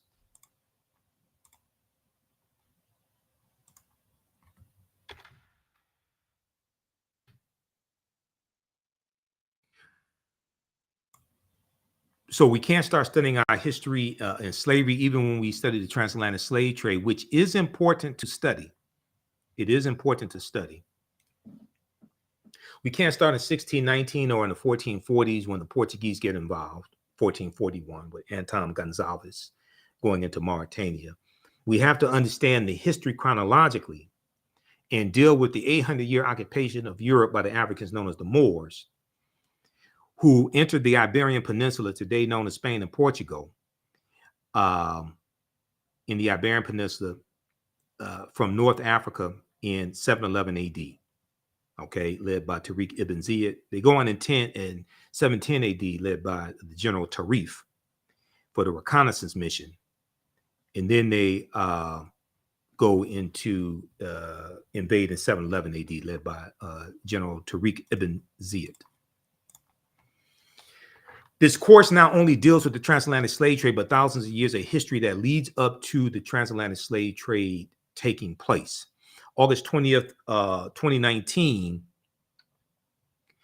marked the 400th year anniversary of those 20 and odd Africans who came into Point Comfort in Virginia, August 20th, 1619 in Virginia, in what would later be the colony of Virginia, okay? And it's really at Hampton, Virginia, not Jamestown. It's actually at Hampton, Virginia, okay?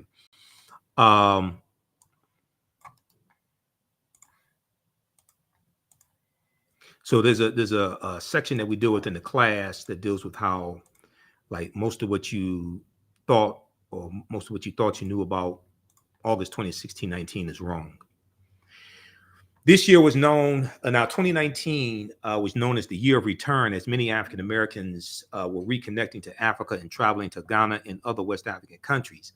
when we discuss the transatlantic slave trade, we have to first understand that African people are the original people of North, Central, and South America, and have been in the land we call the United States of America at least 51,700 years. We were here even before Native Americans came into existence. This does not mean the transatlantic slave trade did not happen. It means we have to understand thousands of years of history that take place before the transatlantic slave trade happened. So we deal in the class the 800-year occupation of Europe by the Africans known as the Moors, shocking archaeological discoveries that are causing the scientists and archaeologists, et cetera, to rethink everything. We look at insurance companies that took out insurance policies on slave ships and enslaved Africans on the plantations. Freemasonry, America and the Founding Fathers.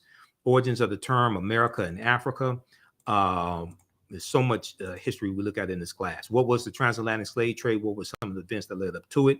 What role did Christopher Columbus play in laying the foundation for the transatlantic slave trade? When did Africans first come to the U.S.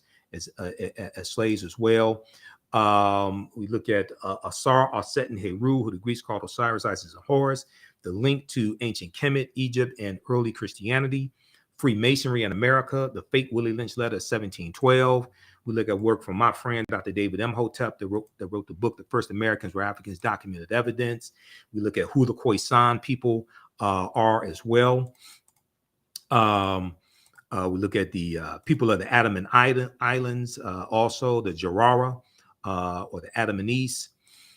And we go through and look at different archaeological discoveries, like on the Greek island of Crete in 2010, they developed stone tools that date back at least 130,000 years ago.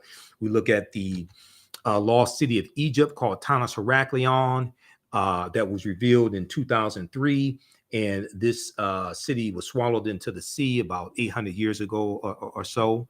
And they found 16-foot tall statues, 700 anchors, all of this at the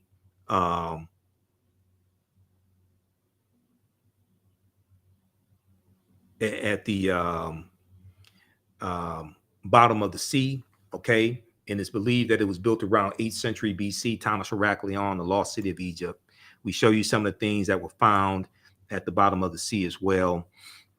We look at archaeological discoveries like this one here that came out in June 2017 in Morocco, where they found skeletal remains of Homo sapiens that date back between 300,000 and 350,000 years ago, 100,000 years before the oldest human remains that they found that date back 195,000 years ago in Ethiopia.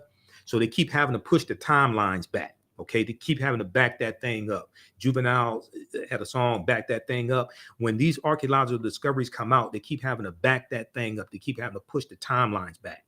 So the deeper they dig, the blacker the planet gets, the more research they do, the older we get. Okay, we talked about the Olmec heads in Mexico, and also we cite Dr. David Imhotep and the first Americans were Africans, documented evidence that makes the link between the Mandinka of West Africa and ancient Egyptian culture and the Olmec connection. Okay, we look at civilizations before Columbus comes to the land we call the United States of America as well.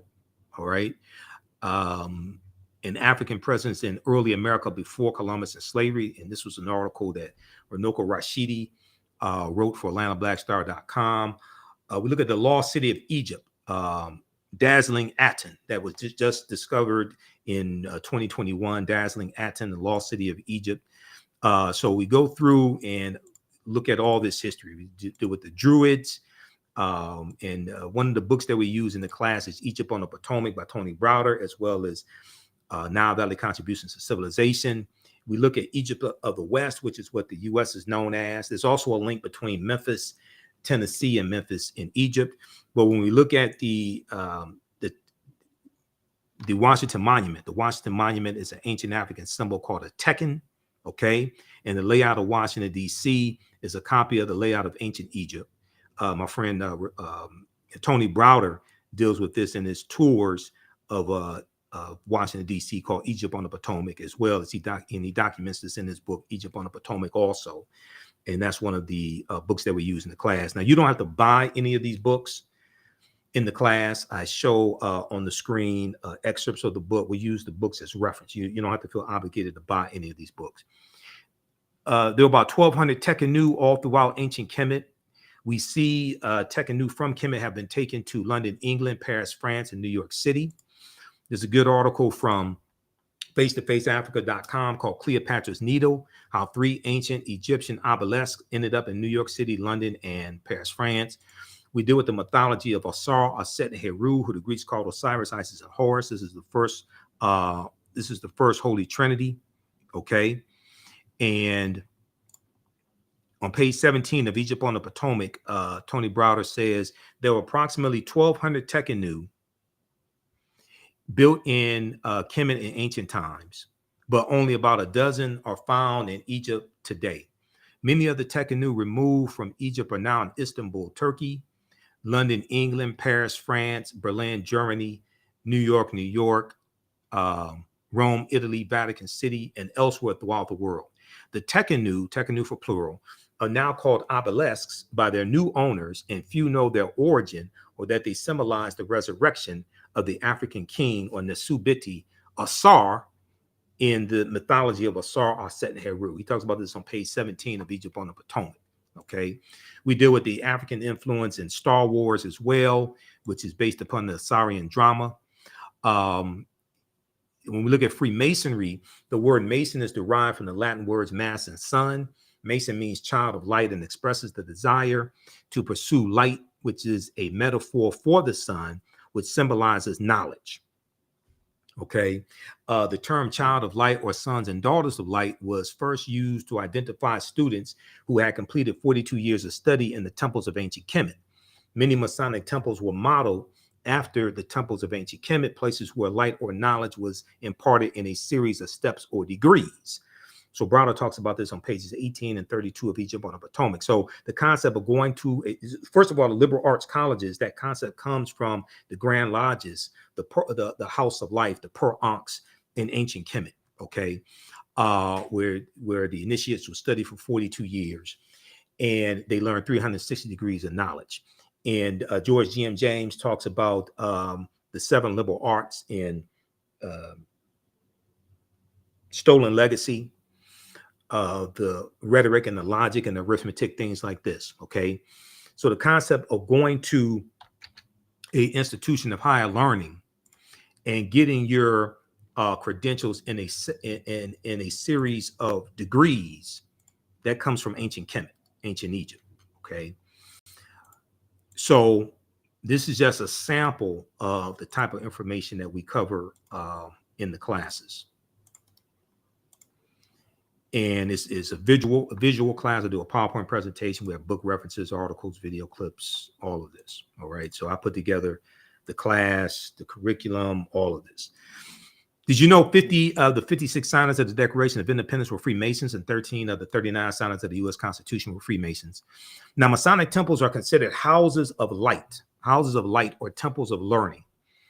The term Mason, child of light, is a direct reference to the highest degree of the Kemetic education system. The 33 degrees of instruction within Freemasonry represent a fraction of the 360 degrees of instruction that comprised the ancient Kemetic system of education. Freemasons have held positions of influence and power throughout the world for over 200 years. Check out page 33 of Egypt on the Potomac by Tony Browder. So then we deal with the Aset. We look at some of the different Neteru, Aset, and Heru, who was the first Karest. Karest means rising of the spirit. From the word Karest comes the word Christ, which means anointed or anointed one. Aset was she of throne, or her name means she of throne, or she is throne. You'll often see her depicted with a throne on her head, because who sits on the throne in Kemet, that comes through the woman side of the family. And her attributes, she's associated with love and fertility. We know from Aset and Heru, you get the Black Madonna and Child, which was worshipped all throughout Europe, even before the Moors going in 711 AD. the Black Madonna and child was worshipped all throughout Europe. And then as you have a rise in European powers coming out of the Dark Ages, going from like the 1300s into the 1400s, and as they start to explore and conquer people's lands and extract the mineral wealth and build up Europe, as you have a rise in European powers, you have a rise in European phenotype, the European phenotype, and you have historical and religious figures get reinterpreted as European that were traditionally African figures. So you go from the Black Madonna and child that's African, you go to the white Mary and Jesus.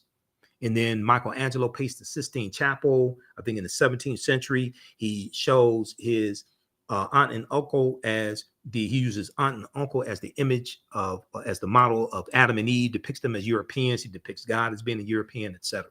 Okay. So we go throughout history and look at all this. We look at Saint Nicholas, who was African as well. And we look at what are patron saints also. And then we look at why Christmas is celebrated on December 25th and understand that history, because nowhere in the biblical text, now this may go outside the circumference of some people's awareness, just because you never heard it before, disagree with it, or don't like it, does not mean it's not true. It just means you have to do some research to understand what I'm talking about. Nowhere in the biblical text does it state that Yeshua or Jesus the Christ was born on December 25th, because the letter J wasn't created until 1630 AD. So when you look at the letter, when you look at the word Jesus in the dictionary and you look at the etymology of the word, it takes you back to the Hebrew Yeshua with a Y, because the letter J didn't exist. Okay, the English language didn't exist in BC time. Okay, so we look at why Christmas is celebrated on December 25th. We also deal with the film Black Panther and the African influence in the film Black Panther. Like the Panther deity Bast comes from Bastet, the Neter Bastet, which was worshipped in ancient Kemet, ancient Egypt. And she was a goddess worshipped in the form of a lioness at first, and then later a cat. So it had a woman's body and a cat's head, a black cat. Bastet was the Neter, or goddess of warfare in Lower Kemet, worshipped as early as the Second Dynasty, 2890 BCE, before the Common Era. So we go through and look at the film we deal with the film Black Panther and what Wakanda means, because Wakanda is a real word. Wakanda, we see that in the Omaha Ponca and Sioux Indian languages. It means possesses secret powers. We also see it in the Osage language as well. In Wisconsin, there is a Wakanda Water Park in Wisconsin. Okay, so Wakanda is a deep word. It's, even though it's a fictitious country in Central East Africa, somewhere around Rwanda or Uganda, it's a deep word as well. And it's a Kikongo word. It's an African word in the Kikongo language, which is a Bantu language, and it's in reference to family. We deal with Hannibal Barca and the Punic Wars, the Battle of Cannae, 216 BC. Also, we talk about Carthage, the Carthaginians, descendants of the Phoenicians. We deal with a lot of that history. We deal with Publius Cornelius Scipio, who takes the surname Africanus after the Battle of Zama in 202 BC, because his family last name was not Africanus, it was Scipio. And Africa, in reference to the Afri, is not named after Publius Cornelius Scipio Africanus. He takes his surname Africanus after the Battle of Zama in 202 BC, where he defeats Hannibal Barca and conquers Carthage. Okay, so I hear a lot of people say, "Oh, Africa is named after a Roman general." No, it's not. You have to do more. You have to do more research. Please, people, please do more research. Okay, so we talk about different African civilizations, Axum and Carthage and Great Zimbabwe. Things of this nature. We go through and look at that. We deal with the African Moors going into the Iberian Peninsula and going into Al-Andalus, which is the southern portion of Spain where they settle. Al-Andalus, which means, loosely translated, is in reference to walking in the spiritual path or walking in the spiritual light. Okay, so we go through and look at that history and what leads to the Moors losing control also. And January 2nd, 1492, they lose their last stronghold, Granada, in Spain. General Tariq ibn Ziyad, 711 AD. So we go through and look at all that history also. We look at Saint Maurice, the patron saint of Germany. We discuss the national flags of Corsica and Sardinia, why they have African Moors heads on the national flags of Corsica and Sardinia. We look at Ghana, Songhai, and Mali, also the three great West African kingdoms. We deal with Christopher Columbus, and you got to understand the transatlantic slave trade. You have to deal with Columbus and his 4 voyages. Columbus never comes to the land we call the United States of America. The closest he comes here is Cuba, which is 90 miles away. But you got to deal with Columbus. And Columbus conquering Jamaica and Haiti and Puerto Rico and Honduras and Panama, in the island of Hispaniola, the western portion, the western third of the island of Hispaniola is where you have Haiti, and the French are going to take control of the western third of the island of Hispaniola in 1697 from the Spanish, and this is going to lead to, the Haitian Revolution, 1791 to 1803.